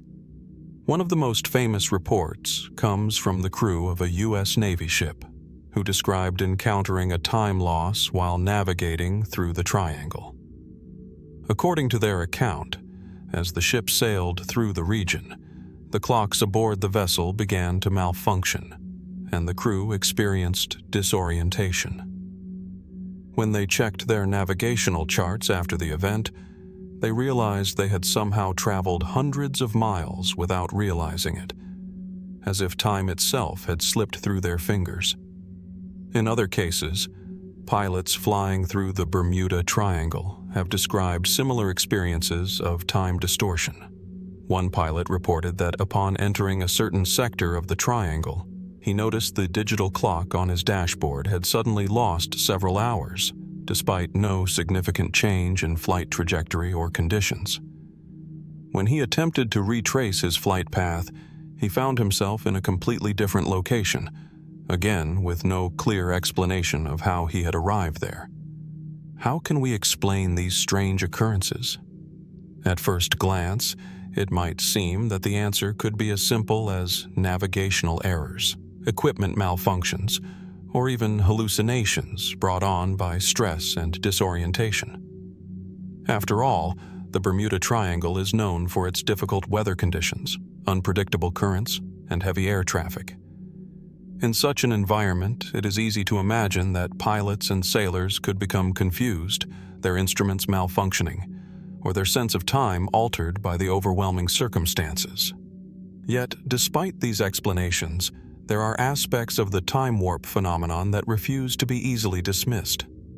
The most puzzling aspect of these accounts is the consistency with which they describe similar occurrences, precise and identical experiences of losing or gaining time, indicating that something more than human error may be at play. One theory that has gained traction in recent years suggests that the Bermuda Triangle's time warp phenomenon could be linked to some form of electromagnetic interference. The region is known to experience sporadic fluctuations in the Earth's magnetic field, which could have an effect on navigation systems, particularly on aircraft. In fact, The Bermuda Triangle has long been notorious for mysterious malfunctions in compasses, radar, and other vital instruments, leading some scientists to speculate that these magnetic anomalies could create disturbances in the very fabric of time itself. According to this theory, the magnetic fields in the Bermuda Triangle could, at certain moments, disrupt the flow of time by creating a localized distortion in the space-time continuum. This would not only explain the phenomenon of lost time, but also why the disturbances seem to occur in such a specific area. Perhaps the Bermuda Triangle contains a sort of magnetic vortex, a rare and potent anomaly that affects the passage of time, similar to how a black hole warps space and time. In this scenario, time itself would not simply stop or reset. It would bend, stretch, or warp, creating a kind of temporal bubble where time flows differently from the rest of the world. However, this explanation is far from conclusive. Despite the compelling nature of the magnetic theory, many scientists remain skeptical. The phenomenon of time warps, as described in Bermuda Triangle accounts, does not fully align with our current understanding of physics, and no definitive evidence has yet been presented to support the idea of a localized distortion in the space-time continuum. Other, more fringe theories suggest that the Bermuda Triangle could be a doorway to another dimension, a kind of portal between parallel worlds or alternate realities. This idea, while speculative, draws upon theories of quantum mechanics and the multiverse, which suggest that multiple realities could exist simultaneously, each with its own timeline. In such a case, objects or even people passing through the Bermuda Triangle could slip between these realities, experiencing a shift in time or space. This would also explain the phenomenon of missing persons or vessels. Perhaps they didn't vanish at all, but simply found themselves in another version of reality. There are even those who suggest that the Bermuda Triangle's time distortions are tied to ancient technologies or hidden knowledge from a long-lost civilization. Could the time warp phenomenon be a remnant of advanced technology, perhaps left behind by a civilization older than the ancient Egyptians? Some proponents of this theory point to the strange, almost unnatural appearance of the Bermuda Triangle's underwater topography, with its deep trenches, unusual rock formations, and occasional signs of ancient structures, suggesting that the region might once have been the site of an advanced, possibly extraterrestrial, civilization. Yet, for every theory that attempts to explain the Bermuda Triangle's time warp phenomenon, there are as many questions that remain unanswered. Is it truly the result of electromagnetic disturbances? Could it be a portal to other dimensions, or simply an as-yet unexplained physical anomaly? And if time can be bent or warped in this one location on Earth, are there other areas where such phenomena might occur? As with so many of the mysteries surrounding the Bermuda Triangle, the truth remains elusive. Despite decades of research, countless expeditions, and endless speculation, the time warp phenomenon is still shrouded in uncertainty. Perhaps the greatest mystery lies in the possibility that we are not yet equipped to understand the forces at work in this strange and enigmatic corner of the world. What we perceive as time may be far more malleable and complex than we could ever imagine. As we continue to probe the Bermuda Triangle's strange occurrences and uncover more questions than answers, we are reminded of the vast unknowns that still linger just beyond our understanding. Could there be an explanation for the time warps that we simply haven't discovered yet? And if so, what does that say about the mysteries that still await us, hidden beneath the surface, just waiting to be revealed? Deep beneath the rocky landscape of Cappadocia, in the heart of central Turkey, lies a labyrinthine network of tunnels, rooms, and chambers so vast that it is nearly impossible to fathom the extent of what has been uncovered. This is Derinkuyu, an ancient underground city that stretches several levels below the surface, its narrow corridors and vast chambers weaving an intricate web of human ingenuity and mystery. For centuries, it lay hidden, untouched by time and the ravages of civilization above. But in the 1960s, a chance discovery would reveal one of the most remarkable archaeological finds in history. It began when a local man, renovating his home, stumbled upon a hidden door behind a wall. What followed was a discovery so extraordinary, it has confounded researchers and archaeologists to this day. The small doorway opened into a vast underground complex, and after further exploration, more chambers were revealed. Rooms, tunnels, wells, even stables, all carved into the soft volcanic rock that has been a hallmark of the region. The underground city of Derinkuyu, as it would come to be known, had been unearthed. But as researchers ventured deeper into the system of chambers, the questions began to mount.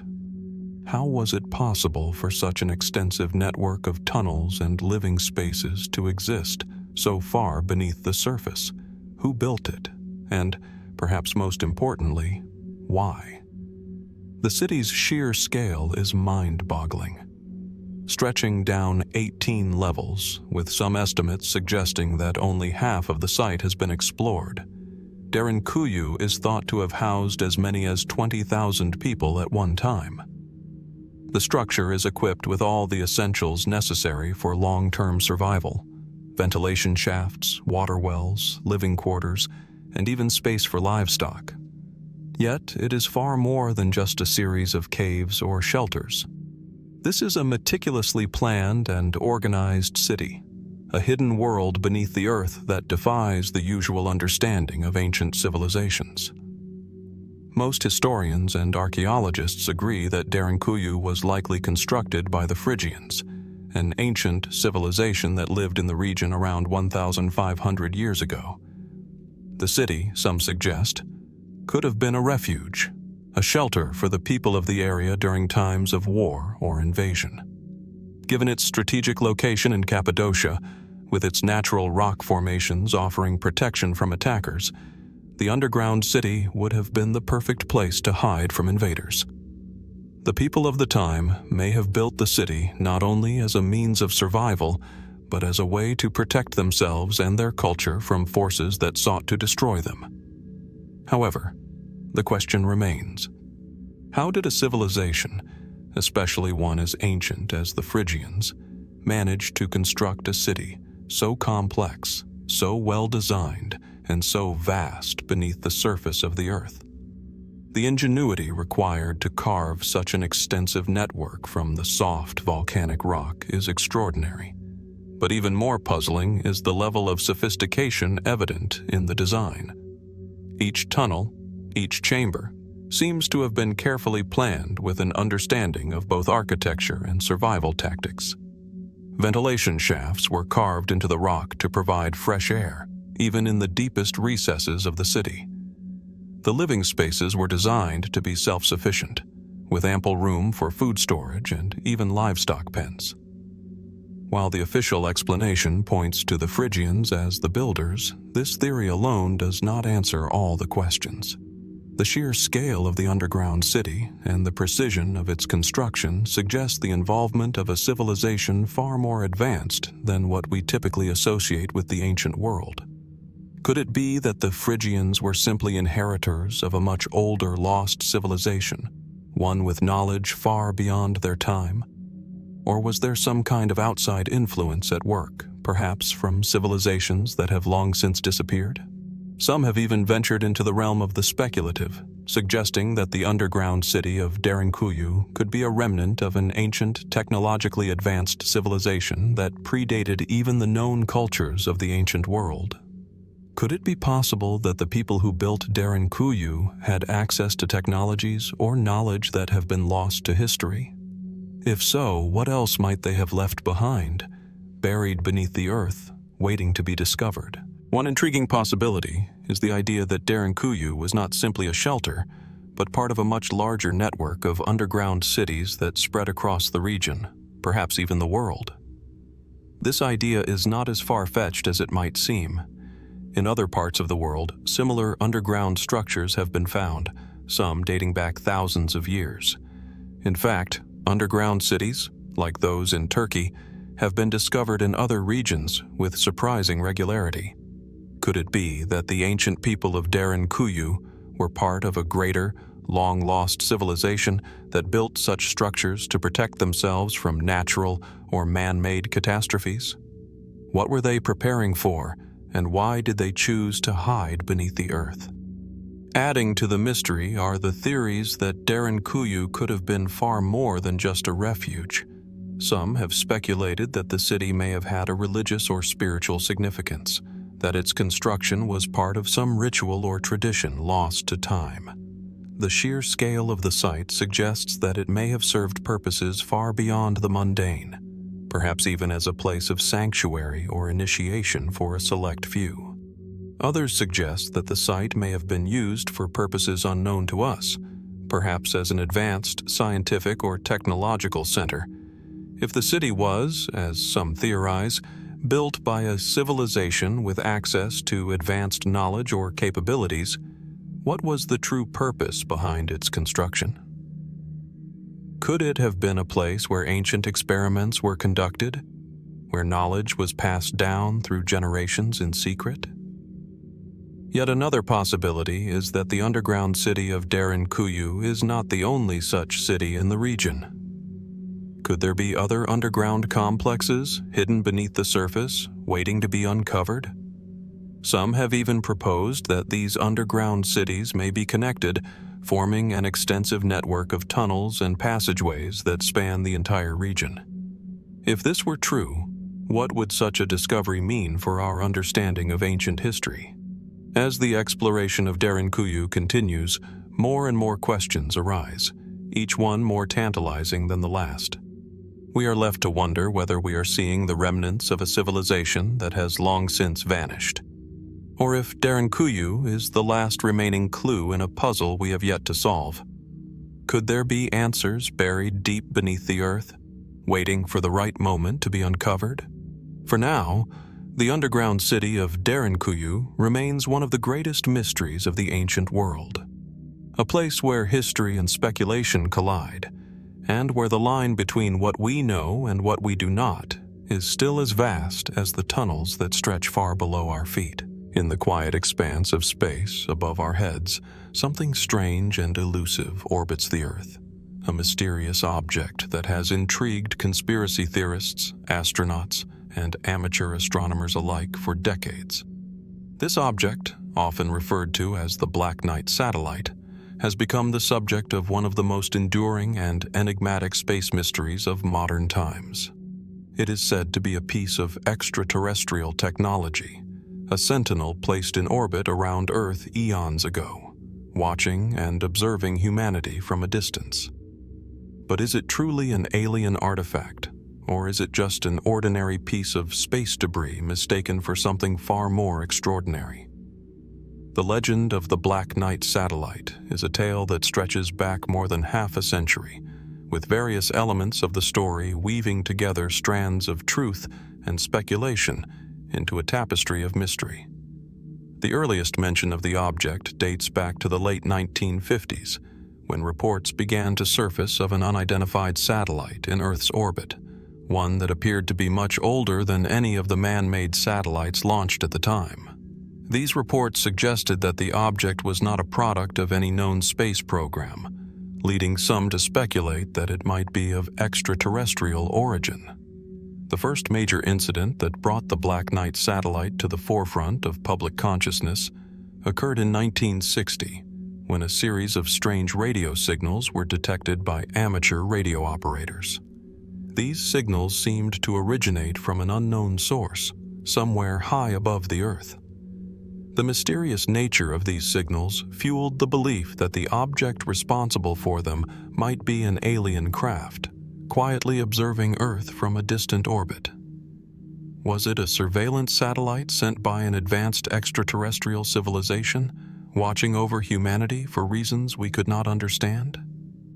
As the years passed, the mystery surrounding the Black Knight satellite deepened. The object became even more famous in 1965 when the U.S. Air Force's Discoverer 13 satellite captured a series of photographs that seemingly showed an unusual dark object in space. These images were initially kept under wraps, but later released to the public, further stoking speculation that the satellite was an alien artifact. The photos, though unclear, appeared to show a rectangular, irregularly shaped object that bore no resemblance to any known human-made satellite. Conspiracy theorists quickly seized upon this, pointing to the object as undeniable proof of extraterrestrial surveillance. Yet while the photographs were indeed unusual, many experts in space science and astronomy remained skeptical. The prevailing explanation for the Black Knight satellite has often been more grounded in the mundane world of space debris. The most widely accepted theory is that the object is simply a piece of old lost satellite, or a chunk of space junk that had been orbiting Earth for much longer than initially realized. These objects, often made of discarded rocket parts or broken satellites, can sometimes remain in orbit for decades, slowly decaying as they travel through the vacuum of space.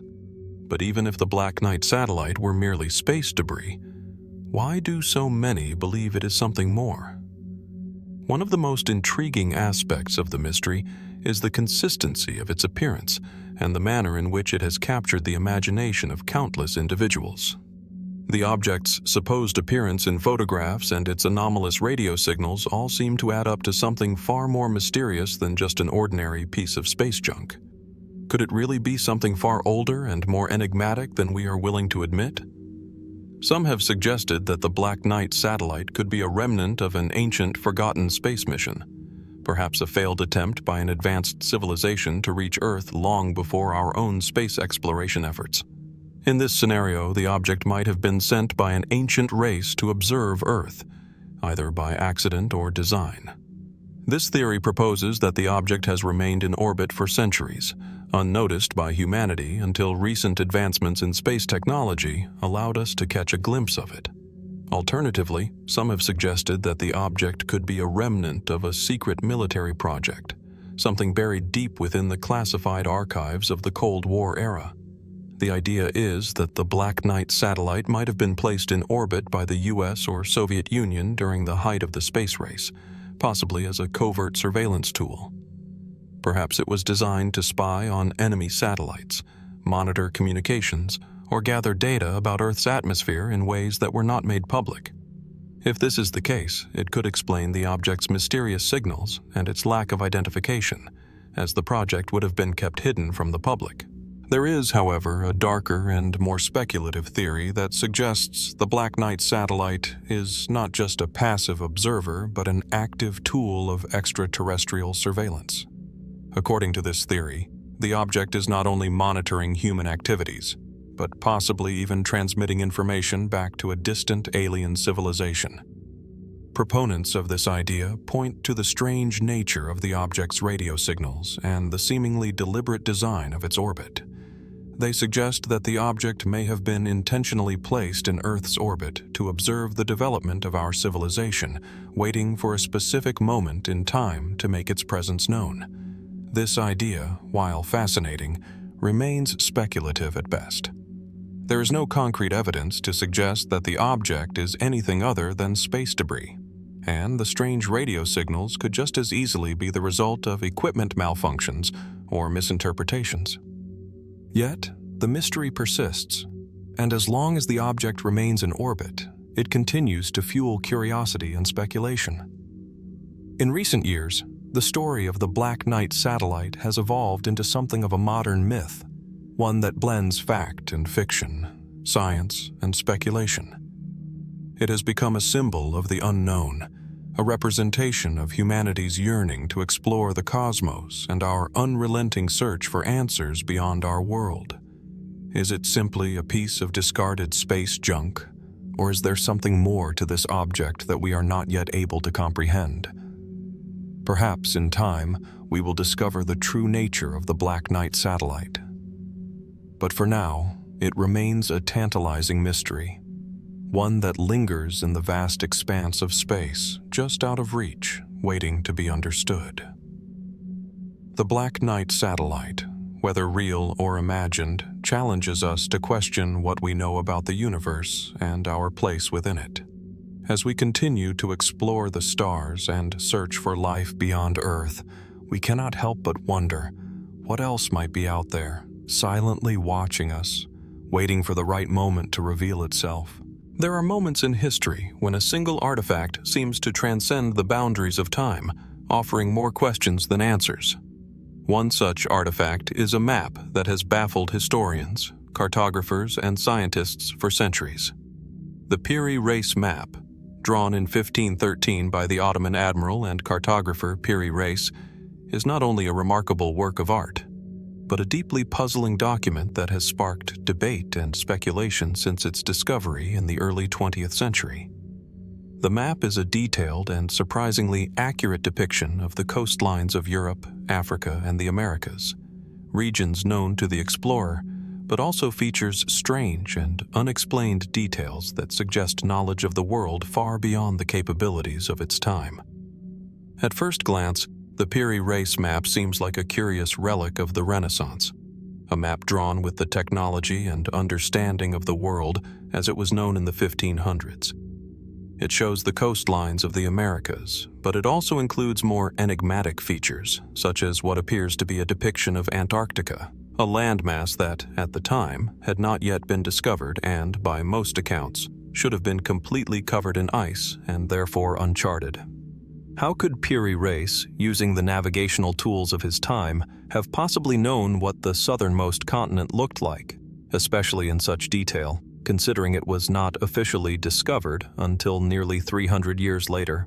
The map's features have long been the subject of intense scrutiny. The quality of the map, its detailed coastal outlines, and the depiction of a landmass so far south of the equator suggest knowledge that shouldn't have been possible given the exploration capabilities of the early 1500s. But it's not just the unexplained accuracy of the map that makes it a focal point of mystery. There is something about its depiction of the Earth that raises further questions. Could this map, far ahead of its time, have been a reflection of global conditions that we are only beginning to understand today? One theory that has emerged in recent years is that the map may offer clues about a time when the Earth's climate was far different than it is today. A time when the poles were not as icy as they are now, and the world's geography was fundamentally altered by shifting weather patterns. Some researchers have even proposed that the map could have been a record of a far earlier period in history, before the rise of modern civilization, when the Earth's climate was warmer and the ice caps were less extensive. If this theory holds, it suggests that the Piri Reis map could be a relic of a civilization far older than our own, one that not only had the ability to travel great distances, but also a deep understanding of the planet's changing climate. At first glance, this may seem like an outlandish idea. After all, the accepted scientific narrative holds that the Earth's climate has fluctuated over millions of years, with periods of warming and cooling, and that the ice caps were formed long after the time of the Piri Reis map. Yet, the possibility that the map contains some knowledge of these climate shifts opens up intriguing possibilities. What if this map is not merely a representation of the known world as it was in the 1500s, but a piece of a much larger puzzle? One that reveals the long-forgotten history of global warming and climate change. To understand this theory, we must first take a closer look at the enigmatic features of the Piri Reis map. In addition to the highly accurate depiction of the Americas and the coast of Europe, the map includes what some believe to be a representation of the northern coast of Antarctica, without the ice. Today, Antarctica is a frozen, inhospitable wasteland, with miles of thick ice covering the continent's surface. However, on the Piri Reis map, the southern landmass is depicted as free of ice, suggesting that the climate was radically different when the map was drawn.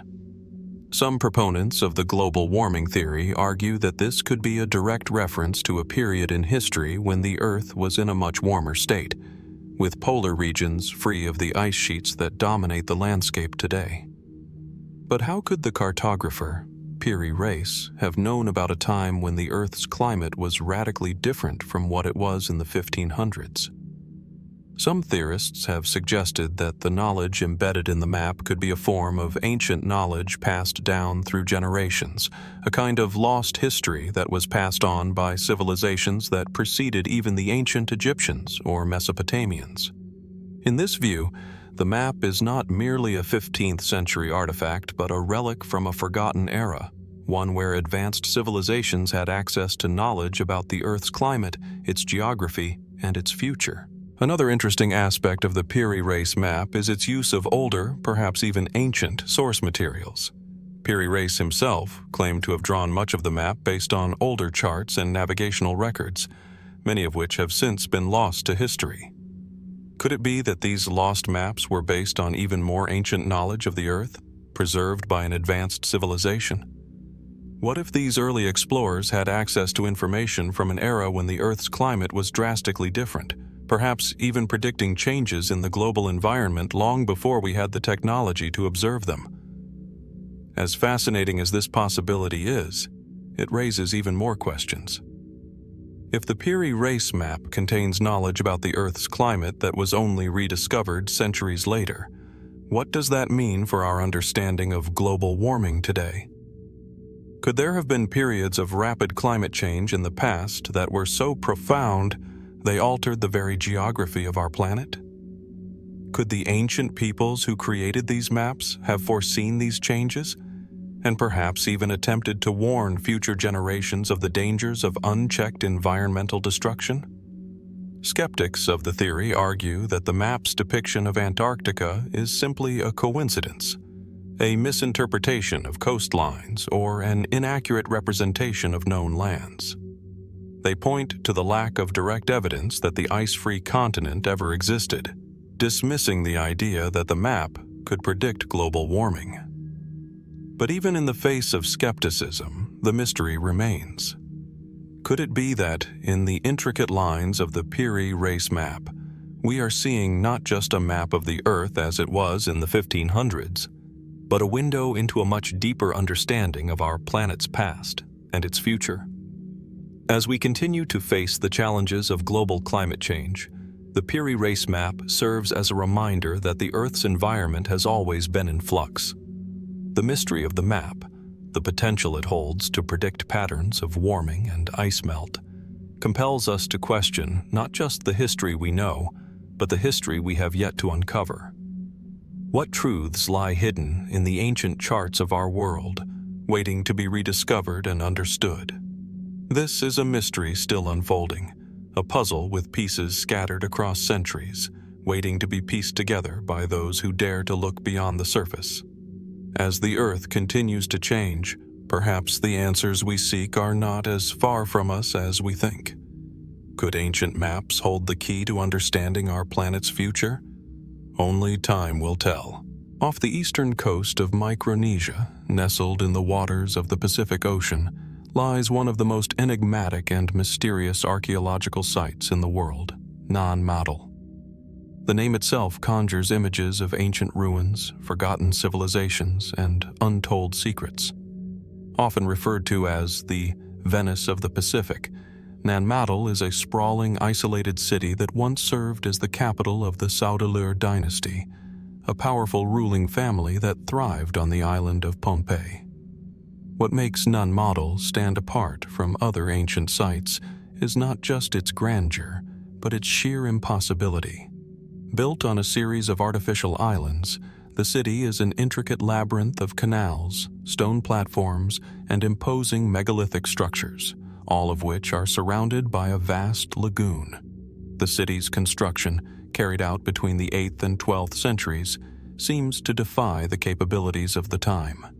How, with limited tools and no wheel, could ancient people have managed to transport massive basalt stones, some weighing up to 50 tons, across challenging terrain and into a city built upon the water? Nan Madol's most striking feature is its stonework. The basalt columns, some reaching as high as 25 feet, were carefully shaped and placed with remarkable precision, creating walls that are not only imposing but eerily well-aligned, with few signs of mortar. In a world where other ancient civilizations were still constructing their buildings with less advanced techniques, the stonework at Nan Madol seems far ahead of its time. What tools were used to achieve such remarkable precision? And where did the knowledge to create such an advanced city come from? As one wanders through Nan Madol today, the site is filled with a sense of eerie silence. The city's ruined buildings stand as silent witnesses to a long-forgotten past, their purpose and meaning buried beneath centuries of history. What was this city? Was it merely a capital for the Saudalur dynasty, or does it hold a deeper significance, one that still eludes us? The question of who built Nan Madol and why has baffled archaeologists, historians, and even anthropologists for decades. One theory is that Nan Madol was built by the Saudalur rulers as a ceremonial and administrative center. The Saudalur dynasty, which controlled Pohnpei from around 1100 AD, was said to have been a powerful and secretive regime, with a reputation for holding great influence over the island's residents. The city, constructed in a way that separated the elite from the common people, could have served as a spiritual and political hub.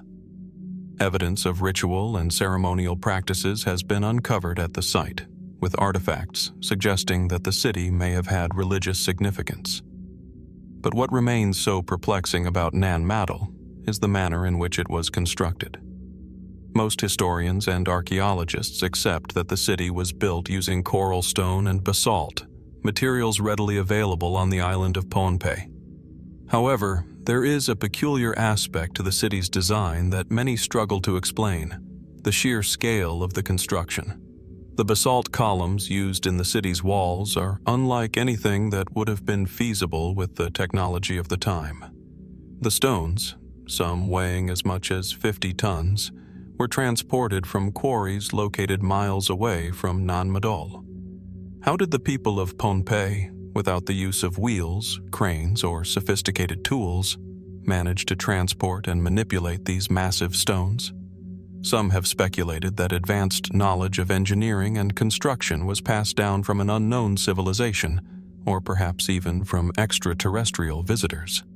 The idea that ancient civilizations may have had access to technologies that have since been lost to history is a concept that remains intriguing to many.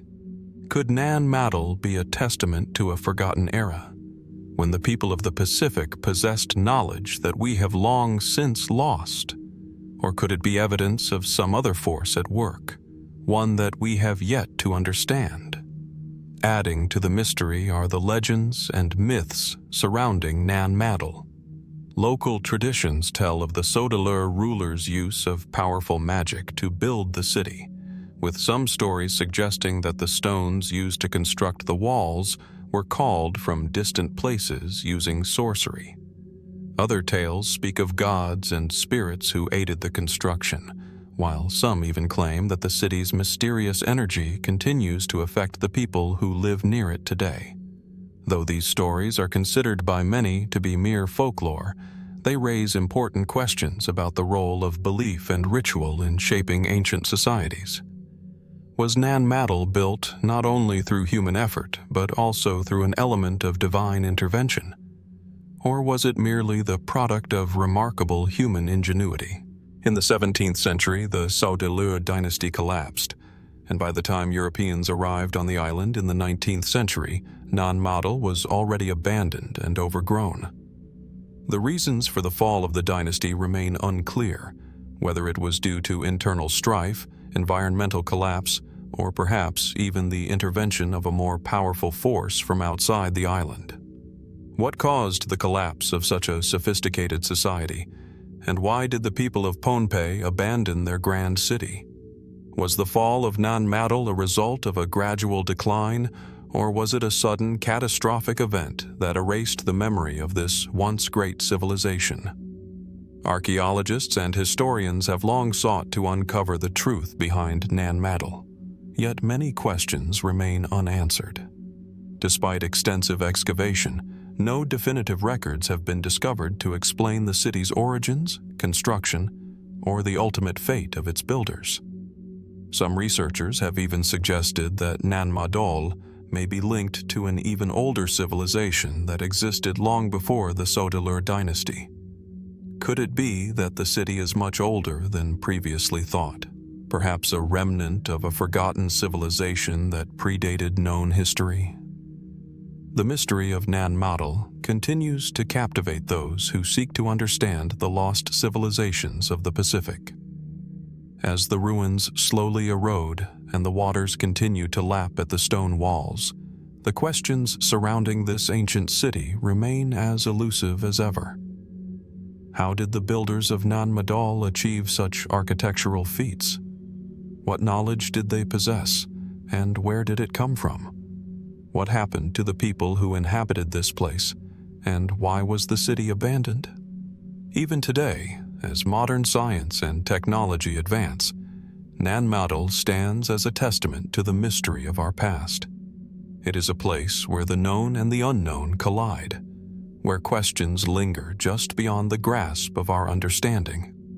Perhaps, in time, the secrets of Nan Madol will be uncovered. But for now, the city remains a riddle wrapped in stone, waiting for the world to unlock its mysteries. The enigmatic ruins of Nan Madol stand as a reminder that there is still much we do not know about the ancient world. As we continue to explore and study the remnants of forgotten civilizations, it is clear that some mysteries are destined to remain unsolved, leaving us with only our curiosity and imagination to guide us toward the truth. Among the most enduring mysteries of history is the legend of the Knights Templar, the elite warrior monks who rose to prominence during the Crusades, only to disappear almost as quickly as they had appeared. The stories surrounding the Templars are filled with intrigue, secrecy, and, most notably, the treasure they are said to have amassed. For centuries, the myth of the lost Templar treasure has captivated historians, treasure hunters, and conspiracy theorists alike. But what if the treasure wasn't what we think it was? What if the Templars found something more valuable than gold, something that could change our understanding of history? The Knights Templar were founded in the early 12th century, charged with protecting Christian pilgrims traveling to Jerusalem. They quickly grew in wealth and power, amassing vast estates, and their influence spread across Europe. However, in the early 14th century, their fortune took a dramatic turn. In 1307, under orders from King Philip IV of France, hundreds of Templar knights were arrested, tortured, and executed. Their wealth and assets were seized, and the order was officially disbanded by Pope Clement V. What happened to the Templars' vast fortune remains one of the most tantalizing mysteries of the medieval period. Historical accounts tell us that the Templars were likely hiding something significant, something worth protecting even at the cost of their lives. The Templars were said to have uncovered treasures during their time in the Holy Land, particularly after their conquest of Jerusalem. One of the most persistent theories is that the Templars discovered a hidden treasure in the ruins of Solomon's Temple, a treasure that may have included sacred relics such as the Ark of the Covenant or the Holy Grail itself. But what exactly did they find, and where did it go? In the years leading up to the Templars' downfall, rumors began to swirl about what they had uncovered in Jerusalem. Some spoke of the Grail, others of ancient scrolls, or even a cache of gold and precious artifacts. But perhaps the most intriguing suggestion was that the Templars had found something far more dangerous: knowledge, ancient wisdom that had been hidden away for centuries. For centuries, many historians assumed that the treasure the Templars left behind was simply gold, jewels, and sacred relics. However, a growing body of evidence suggests that there may have been far more to the story. Some historians propose that the Templars discovered ancient knowledge that could have been transformative, a form of secret knowledge that posed a threat to the established powers of the time. The notion of hidden knowledge seems to have deep roots within the Templar mythos. Several Templar-related manuscripts, such as the Theories of the Templars and the Secret Tradition, hint at the existence of a hidden body of esoteric teachings that the Knights may have unearthed in the Holy Land. These texts are filled with cryptic symbols and references to mystical traditions that have fueled speculation for centuries. Were the Templars attempting to guard secrets of an ancient civilization, or did they stumble upon something even older? As the Order's fortunes began to fall, so too did the location of their treasure. One of the most compelling theories is that, as the Templars were disbanded, they moved their treasure to safe houses across Europe, including sites in Scotland, Portugal, and France. The Templars were known to have established a secretive network of fortresses, and it is believed that some of these fortresses may still conceal the lost treasure. The most famous of these is perhaps Rosslyn Chapel in Scotland, a location that has sparked numerous theories about the Templars and their treasure. Rosslyn Chapel, with its intricate carvings and hidden symbols, has long been a focal point for Templar enthusiasts. Some believe that the chapel's architecture holds clues to the treasure's location. From hidden compartments in the chapel to the depiction of the apprentice pillar, a structure shrouded in mystery, many have speculated that Rosslyn may conceal the Templars' treasure, or, at the very least, the key to its location. But while the chapel remains an intriguing site, its connection to the Templars' treasure is far from proven. Other theories have suggested that the treasure was hidden beneath the oceans, buried in secret vaults, or even transported to the New World. Some propose that the Templars were instrumental in the discovery and settlement of the Americas. Could they have brought the treasure with them, hiding it in the newly discovered lands to keep it out of the hands of the Church and European monarchs? Such theories remain speculative, but they add yet another layer to the already complex riddle of the Templars' lost riches. Throughout history, countless treasure hunters and adventurers have attempted to locate the fabled Templar treasure with little success. Yet the obsession with finding it has only grown. Why has the Templar treasure remained so elusive, even as new discoveries are made? Is it possible that the treasure was never a literal gold hoard at all, but rather a metaphorical or symbolic wealth, perhaps a powerful secret that was meant to remain hidden? The mystery surrounding the Templar treasure has persisted for centuries, but some recent theories suggest that the truth might be more complex than anyone imagined. Some believe that the treasure could represent not just material wealth, but spiritual or intellectual knowledge that was too dangerous to be revealed. Did the Templars find a deeper, more profound understanding of the world, one that threatened to upend the established order? And if they did, how did they protect this knowledge, ensuring that it would not be lost to history? Others wonder whether the treasure was a mere distraction, an elaborate ruse to hide something even more important.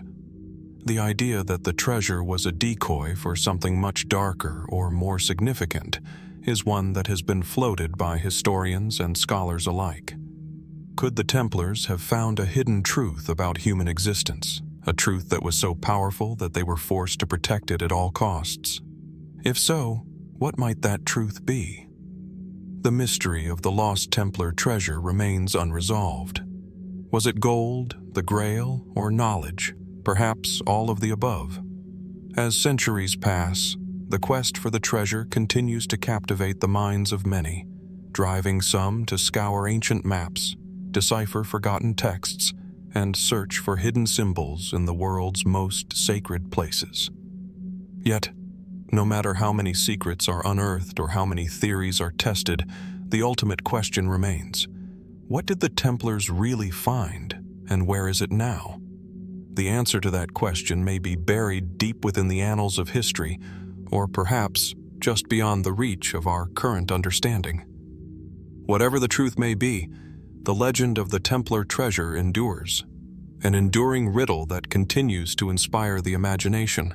On the vast, ever-shifting canvas of the ocean, where mist blurs the line between reality and illusion, there exists a strange and haunting phenomenon: phantom islands. These are islands that once appeared on maps, only to vanish from sight as mysteriously as they had emerged. Were these islands real, hidden for centuries and finally swallowed by the sea? or were they the products of maritime myths, hallucinations, and misinterpretations? As we set sail through the mystery of the Phantom Islands, we find ourselves caught between what was seen and what might have been. The history of Phantom Islands stretches back to the early days of ocean exploration, when sailors navigated vast expanses of uncharted waters, guided only by the stars and their intuition. Early maps were often populated with islands that had never been seen by anyone who could verify their existence. These islands appeared in the journals of explorers and the records of early cartographers, suggesting they were believed to be real. But as time passed and more ships sailed across the oceans, many of these islands simply disappeared from the charts, their locations abandoned in favor of more accurate ones. Yet, the question persists. What were these islands, and why did they fade from the map? One of the most famous of these phantom islands is the fabled island of California. In the 17th century, early European explorers, fueled by tales of a distant, prosperous land, believed that California was an island. This misconception was so widespread that it appeared on numerous maps, some as late as the 18th century. The island of California was depicted as a landmass separate from the North American continent, rich with resources and ripe for conquest. The idea of California as an island persisted for nearly 2 centuries, even though explorers had already begun to traverse the coast of what is now California. It wasn't until the 18th century, with the help of more precise exploration, that it was definitively proved that California was, in fact, part of the mainland. The island of California was not an isolated case. Throughout history, countless other phantom islands have been marked on maps, only to later vanish without explanation. Some of these islands, like the mythical Antilia, a supposed landmass located somewhere in the Atlantic, were thought to be rich in treasure and resources, a paradise lost to time. The first mention of Antilia can be traced to the 15th century, when it was included on maps as a place of legend, possibly inspired by tales of a distant land discovered by early Portuguese navigators. Yet, despite various expeditions to locate the island, it was never found, and it was eventually removed from maps entirely. Another example is High Brasil, a phantom island that was believed to be located off the coast of Ireland. This island was said to be shrouded in mist, appearing only once every 7 years. The legend of High Brasil persisted for centuries, with sightings reported as late as the 19th century. Some stories even describe the island as a place of mystical beings and advanced civilizations. Despite numerous expeditions to find High Brasil, no one has ever been able to confirm its existence, and it is now widely regarded as a myth. Yet its place on maps for hundreds of years raises questions. Did it exist in some form? Could it have been a real place, obscured by weather or misinformation, only to slip through the cracks of history? The allure of phantom islands is not limited to tales of long-lost civilizations or ancient treasure. In many cases, these islands were likely the result of navigational errors, miscalculations, and the limitations of early maritime technology. Before the advent of modern cartography and GPS, sailors relied on dead reckoning and compass readings, methods prone to error. A ship might drift off course and encounter a patch of fog, mistaking an isolated rock formation or an underwater reef for a large landmass. Alternatively, the illusion of an island might have been created by the play of light on the horizon, or the appearance of an island that only existed for a brief moment before disappearing again. One such phenomenon that might explain the appearance of phantom islands is the mirage. In some areas of the world, particularly over the hot and dry sea, atmospheric conditions can cause the bending of light, creating the illusion of distant land where none exists. These mirages, known as superior mirages, can stretch and distort distant objects, sometimes making them appear to float above the horizon.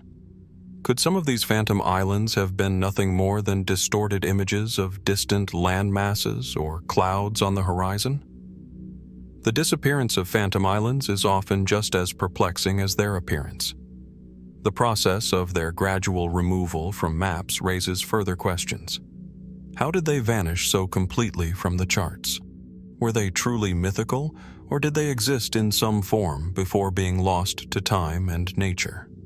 Some researchers speculate that some of these phantom islands might have been real land masses that sank or eroded over time. For example, some theories suggest that the island of Sandy Island, which appeared on maps in the Coral Sea near Australia, was real at one point, but eventually sank beneath the waves, leaving no trace behind. However, despite numerous expeditions to the area, no trace of Sandy Island has ever been found, and it is now considered to have been a cartographic error. Some modern-day phantom islands still persist, appearing on maps or in sailors' logs despite their non-existence. One such case is the enigmatic Mere, or St. Brendan's Island, a landmass that was said to have been discovered by an Irish monk named St. Brendan in the 6th century. Despite various expeditions over the centuries, no evidence has ever been found of this island, and it is often regarded as a legend passed down through the ages. But if it was a legend, where did it come from, and why did it remain so persistent in the collective consciousness of explorers? The mystery of phantom islands touches upon deeper questions about human perception, belief, and the limits of exploration. How much of what we perceive is shaped by our expectations and the stories we tell? In a time when maps were often as much about myth as they were about reality, it's easy to see how sailors could have filled the blank spaces of the world with fantastical ideas. These islands, whether real or imagined, offered the promise of adventure, discovery, and riches, a lure to the unknown. In a world where technology now allows us to map the globe with pinpoint precision, the mystery of the phantom islands seems almost quaint. And yet, the fact that such islands once appeared on maps and in the minds of explorers suggests something profound about our relationship with the unknown. Were these islands simply the result of mistaken perceptions, or do they represent something deeper? Something that continues to elude our understanding even today.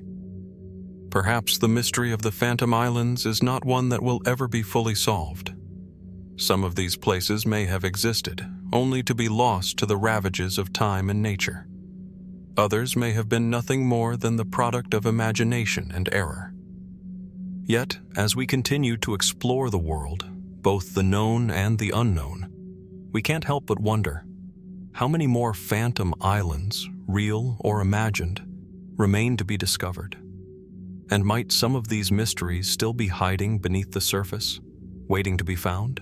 At the heart of ancient Mesopotamia, beneath the scorching sun of the desert and surrounded by the remnants of once great civilizations, there is a story that has persisted for millennia.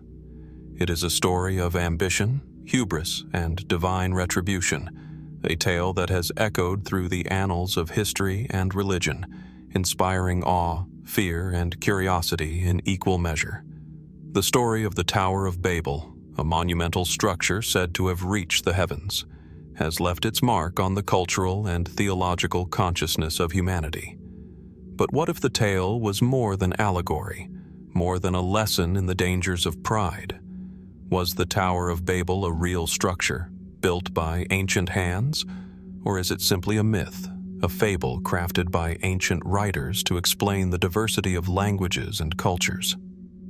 The biblical narrative places the Tower of Babel at the moment of mankind's greatest ambition. According to the book of Genesis, after the Great Flood, the descendants of Noah spoke a single language and lived in unity. In their desire to make a name for themselves and reach the heavens, they began construction on a towering ziggurat, the likes of which had never been seen before. But as the tower grew higher, so too did their pride. The gods, angered by their arrogance, decided to intervene. In an instant, they scattered the people across the earth, confounding their language so that they could no longer understand one another. The tower, unfinished and abandoned, was left in ruins, a symbol of human ambition thwarted by divine will. Yet, despite the vivid details of the story, there are no definitive archeological remnants of the Tower of Babel. No ancient texts or artifacts offer a clear link between the biblical narrative and a real structure. The site of Babel itself, according to some interpretations, lies in the ancient city of Babylon, once one of the most advanced and powerful cities of the ancient world. The ruins of Babylon, now in modern-day Iraq, are indeed home to some of the most impressive archeological discoveries, including the famed Ishtar Gate and the remnants of the Grand Palace of King Nebuchadnezzar. However, no trace of the tower itself has been found amidst these ancient ruins. Could the Tower of Babel have existed in a form we do not yet recognize? Some scholars point to the ziggurats, stepped pyramids that dotted the landscape of ancient Mesopotamia, as potential clues. These massive structures, which were often dedicated to gods and served as temples, might have inspired the biblical tale of Babel. The most famous of these ziggurats was the Etemenanki, a towering structure that stood in the heart of Babylon. The Etemenanki was said to be over 300 feet tall, making it one of the tallest buildings of the ancient world. In fact, it is often suggested that this ziggurat could have been the real-world inspiration for the Tower of Babel story. Its height, its dedication to the god Marduk, and its grand scale seem to align closely with the biblical account of a monumental tower reaching toward the heavens. But was the Tower of Babel truly a single structure? Or could it have been a metaphor for something more abstract? Could the story of Babel be a reflection of the deep-seated human desire for unity and achievement, and its inevitable fall due to division and miscommunication? Some scholars argue that the tale of the tower is less about a literal building and more about the dispersion of humanity after the flood, a way to explain the origins of the many languages and cultures that emerged around the world. The confusion of languages, they suggest, may have been a way to account for the natural divisions that arose as human populations spread out across the globe. This interpretation raises further questions. If the Tower of Babel was merely allegorical, what purpose did the story serve for the ancient people who told it? Was it simply a moral tale? A lesson in humility? Or did it have a deeper, more profound meaning that we are yet to fully understand? Could it have been a warning about the dangers of unchecked ambition, or perhaps a reflection of an ancient memory of a time when humanity was more unified, before division set in? The possibility that the story was meant to convey an ancient truth about human nature cannot be dismissed, even if the tower itself remains elusive. As we move from the biblical account to the realm of speculative theory, the mystery surrounding the Tower of Babel becomes even more intriguing. Could the tale be a distorted memory of a real event, or a real structure that existed long before the rise of Babylon? Some researchers have suggested that the Tower of Babel story might be linked to ancient Sumerian or Akkadian myths, which themselves tell stories of great temples and divine intervention. The connection between the Sumerian ziggurats and the later Babylonian ones is undeniable, and the similarities between these ancient constructions and the biblical account of Babel are hard to ignore. But is it possible that the story of Babel has deeper, older roots, perhaps even predating recorded history? For those who delve into the more fringe theories, the mystery of Babel takes on an even more enigmatic hue. Some have suggested that the Tower of Babel could be a representation of an ancient, lost civilization, one that possessed knowledge and technology far beyond what we understand today. In this theory, the tower itself was not simply a religious or cultural structure, but a symbol of humanity's attempt to harness the forces of the cosmos.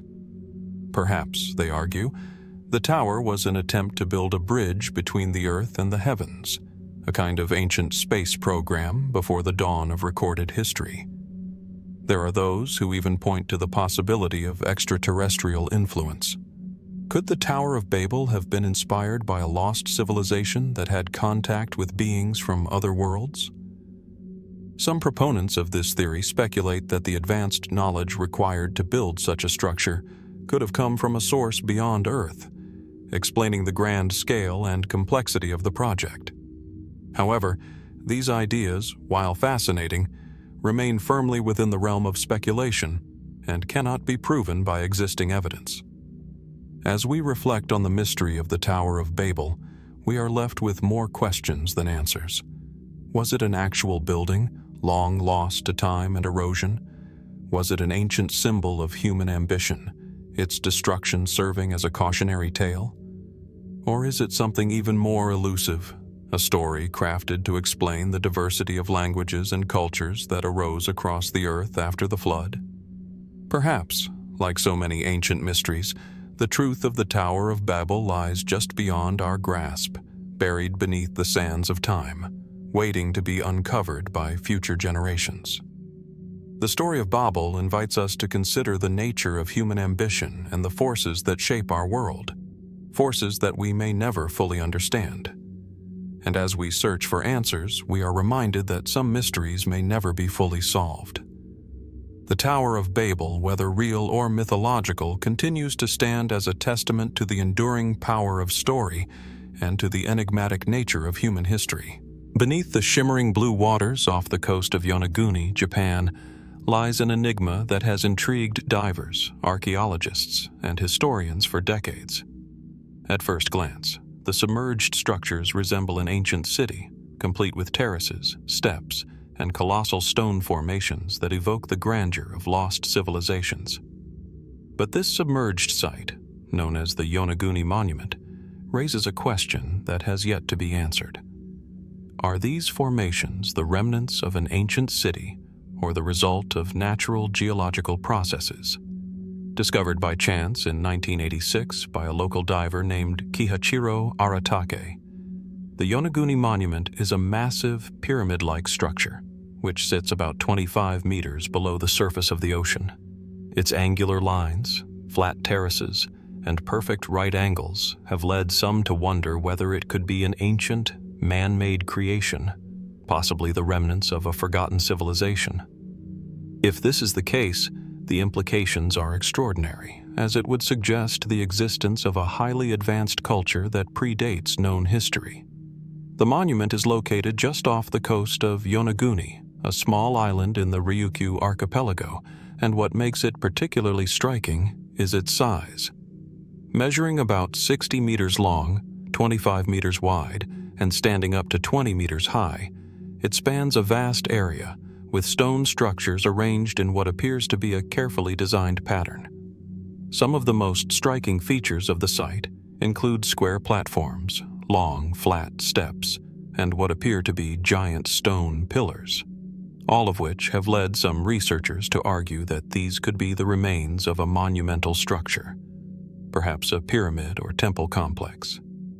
The symmetry and precision of these formations are difficult to explain away as mere coincidence, given the natural chaos of geological processes that would typically govern the sea floor. On the other hand, geological experts have put forth a compelling argument that the Yonaguni Monument is the result of natural processes shaped by the forces of erosion over thousands of years. The region is known for its unique geology, and some scientists believe that the stone formations could have been naturally sculpted through underwater currents, fault lines, and the slow process of weathering.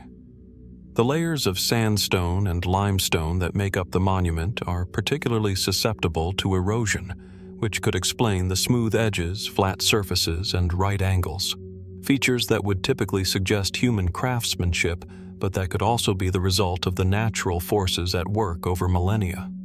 Adding to the mystery is the surrounding landscape, which features numerous smaller formations, some of which seem to be perfectly aligned with the main structure. These include terraces that resemble steps, as well as walls that could be part of a larger complex. In fact, there are even suggestions of carved faces and symbols on the stones, features that seem too deliberate to be the result of natural processes. Some researchers have speculated that the site could have been part of an ancient civilization that was submerged by a catastrophic event, such as an earthquake or tsunami. If true, the Yonaguni Monument could be one of the most significant underwater archaeological discoveries in history.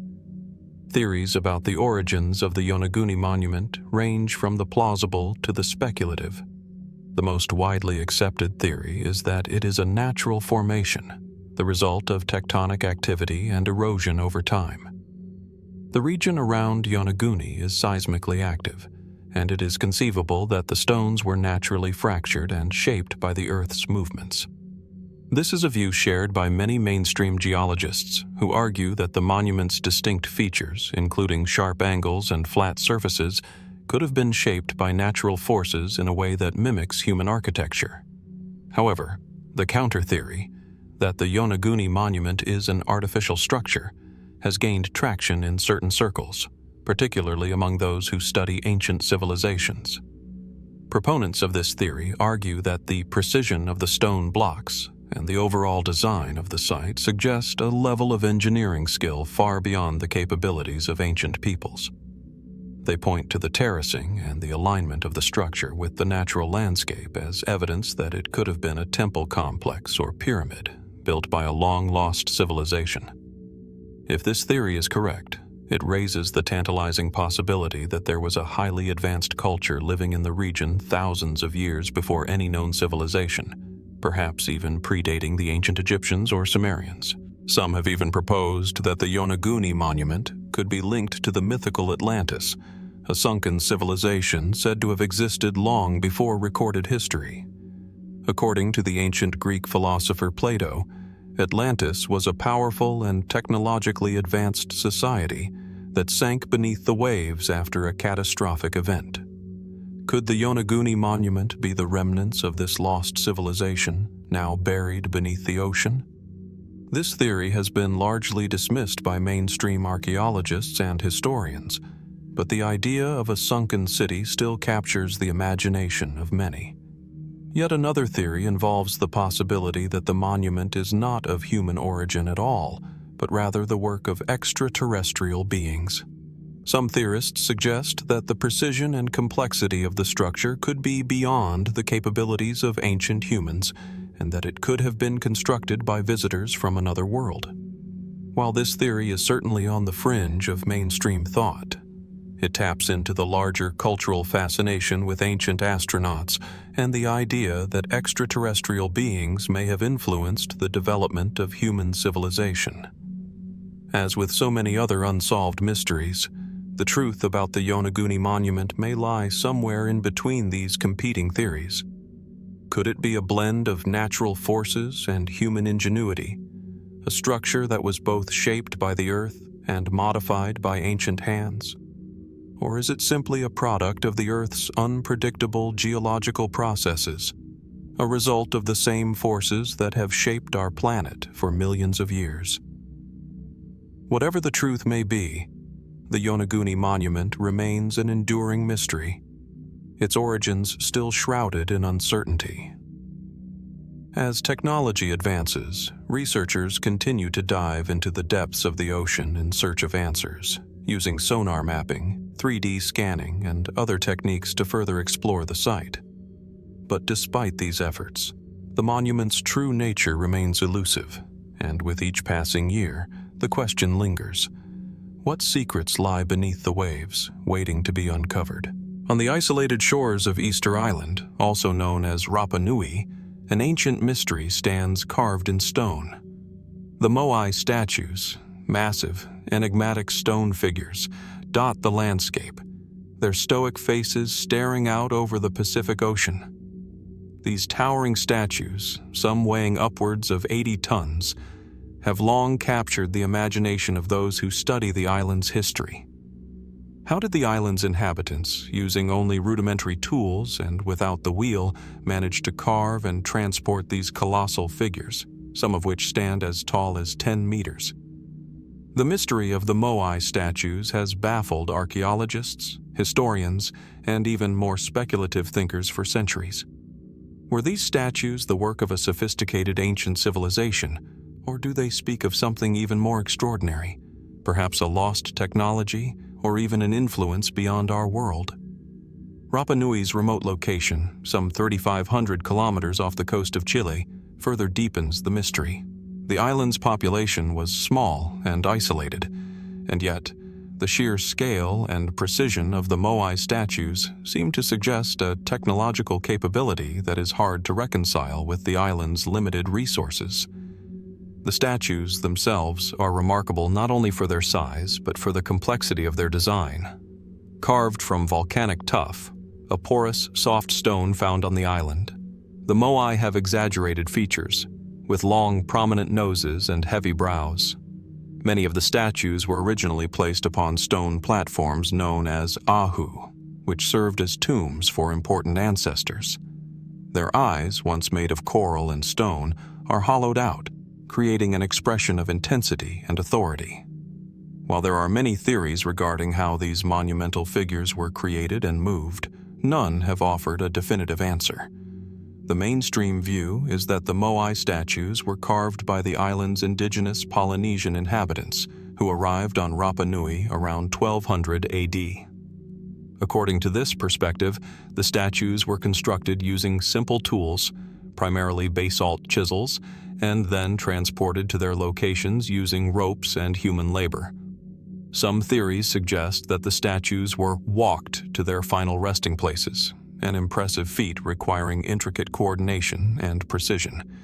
Yet this explanation, though plausible, leaves many unanswered questions.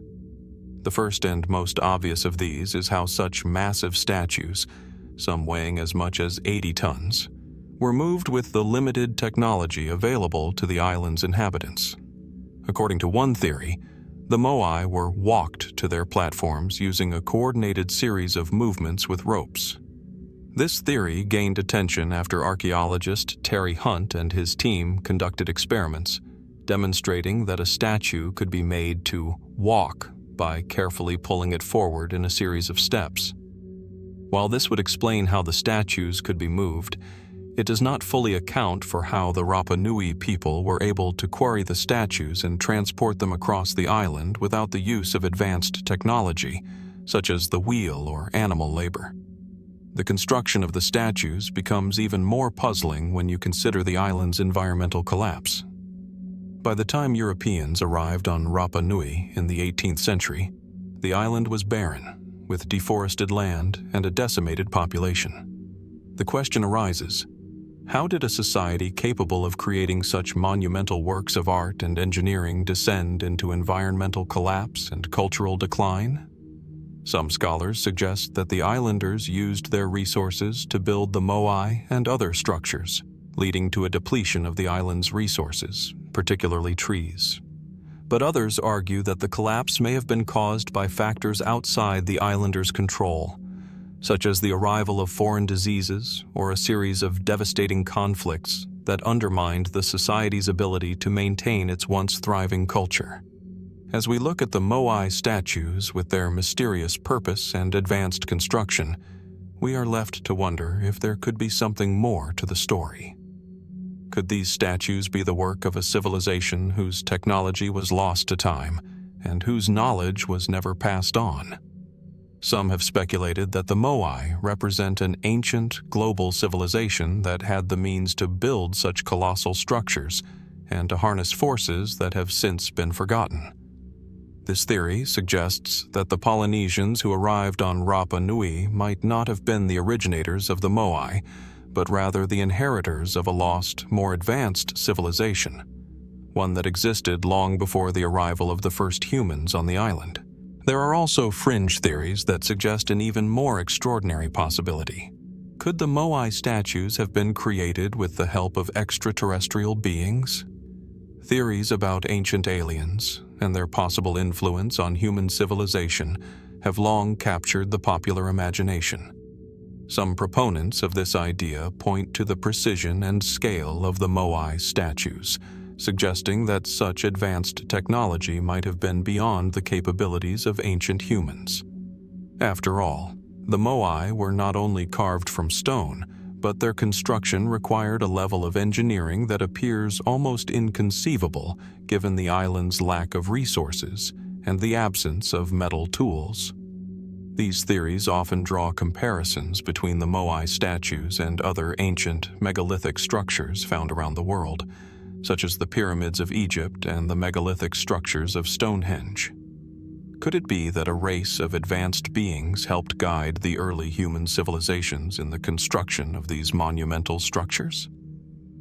While this theory remains speculative, the fact that ancient cultures around the world built large, intricate stone structures with similar engineering feats raises intriguing questions about the extent of human, or possibly extraterrestrial, ingenuity. Another possibility is that the Moai statues are not simply the work of a lost civilization or alien influence, but rather a manifestation of the islanders' deep spiritual beliefs. The Moai were believed to represent the ancestral spirits of the Rapa Nui people, and it is thought that the statues were constructed to honor and imbue these spirits with power. The statues were not merely symbols of the deceased, but the very embodiment of divine authority. Could the construction of the Moai have been driven by a religious or spiritual imperative that transcended the practicalities of technology? Perhaps the Rapa Nui people were willing to expend all their resources, physical and environmental, to complete a project they believed would bring them closer to the divine. As with many other ancient mysteries, the truth of the Moai statues remains elusive. Were they the result of an advanced, lost civilization, the product of ancient technology that has since vanished? Or is the explanation simpler, yet no less profound, an expression of human ingenuity, devotion, and spirituality? The mystery of the Moai statues continues to inspire both scientific inquiry and speculative imagination. While the conventional view holds that they are the work of the Rapa Nui people, the unanswered questions about how they were made, why they were constructed, and what purpose they served will undoubtedly continue to captivate those who seek to uncover the secrets of this ancient island. Hidden beneath the vast, arid plains of southern Peru lies a geological and cultural enigma that has puzzled historians, archaeologists, and even astronomers for nearly a century. The Nazca lines, gigantic geoglyphs etched into the earth, stretch across an area of over 500 square kilometers. They are so large that they can only be fully appreciated from the sky. Yet, despite being a UNESCO World Heritage Site and the subject of much study, their true purpose and origin remain shrouded in mystery. The lines themselves are an extraordinary sight. Long, straight paths cut into the desert floor, occasionally interrupted by figures that appear to represent animals, plants, and even geometric shapes. Among the most famous of these are the enormous depictions of a spider, a monkey, a hummingbird, and a condor, each rendered with such precision that they seem almost too perfect to have been created without the ability to view them from above. Some of these figures stretch hundreds of meters in length, while the smaller ones are intricately detailed, their lines so fine and consistent that they appear to defy the tools available to their creators. What is particularly perplexing about these geoglyphs is their scale. The lines are so vast that they cannot be fully appreciated from the ground. Only when viewed from an elevated vantage point, such as from an aircraft or drone, does their grandeur come into full view. But who, or what, would have created such monumental artwork in a location so remote, and for what purpose? The mainstream explanation for the Nazca lines is that they were created by the Nazca culture, which flourished in this region of Peru between 200 BCE and 600 CE. This theory suggests that the lines were designed as ceremonial pathways or as part of a religious practice, possibly to honor deities or mark astronomical events. The Nazca people were known to have an advanced understanding of water, agriculture, and the celestial bodies, and it's believed that the lines may have been part of a ritual to appease the gods, ensuring rainfall and fertility for their crops. In this view, the figures and lines could represent a kind of cosmic map, guiding the people in their spiritual journey and aligning them with the stars. Yet, even with this conventional explanation, many questions remain unanswered. For instance, how did the Nazca people, without modern tools or the ability to fly, create these vast figures with such precision? The lines themselves are incredibly fine and delicate, often measured to within inches of accuracy. The sheer scale and complexity of the geoglyphs seem to suggest a level of planning and execution far beyond what would be expected from a pre-Columbian civilization. How did they navigate such a massive landscape and execute such large-scale art without the means to directly observe it? What tools did they use to carve these lines with such exacting precision? Some researchers have proposed that the Nazca people could have used simple surveying techniques, including the use of ropes and stakes, to create the lines, but this doesn't fully explain the creation of the more complex and intricate figures. Moreover, the figures are aligned with celestial bodies, like the sun, the moon, and the stars, an aspect that further deepens the mystery. Some lines seem to point directly to specific points on the horizon where celestial events would have occurred. The alignment with the stars suggests that the Nazca culture may have been using the lines as an astronomical tool, but this raises another question. How did they possess such an advanced knowledge of the cosmos without the advanced technologies of the telescope or other modern instruments? In the face of these questions, some more speculative theories have emerged. Proposals that venture beyond the conventional explanations of ancient ritual or astronomical alignments. Could it be that the Nazca lines are something far more extraordinary than simple works of ancient art or religion? Some have suggested that the geoglyphs were created with the help of extraterrestrial beings, whose advanced technology allowed them to work on a scale far beyond the capabilities of the Nazca people. The suggestion is that the designs were created as a kind of message, perhaps intended for visitors from the stars, or as a kind of cosmic communication. This theory has been popularized by the idea that the lines themselves are too large and intricate to have been created without a more sophisticated understanding of the world. Could the figures, with their precision and alignment with celestial bodies, have been an attempt to communicate with a higher intelligence, whether divine or extraterrestrial?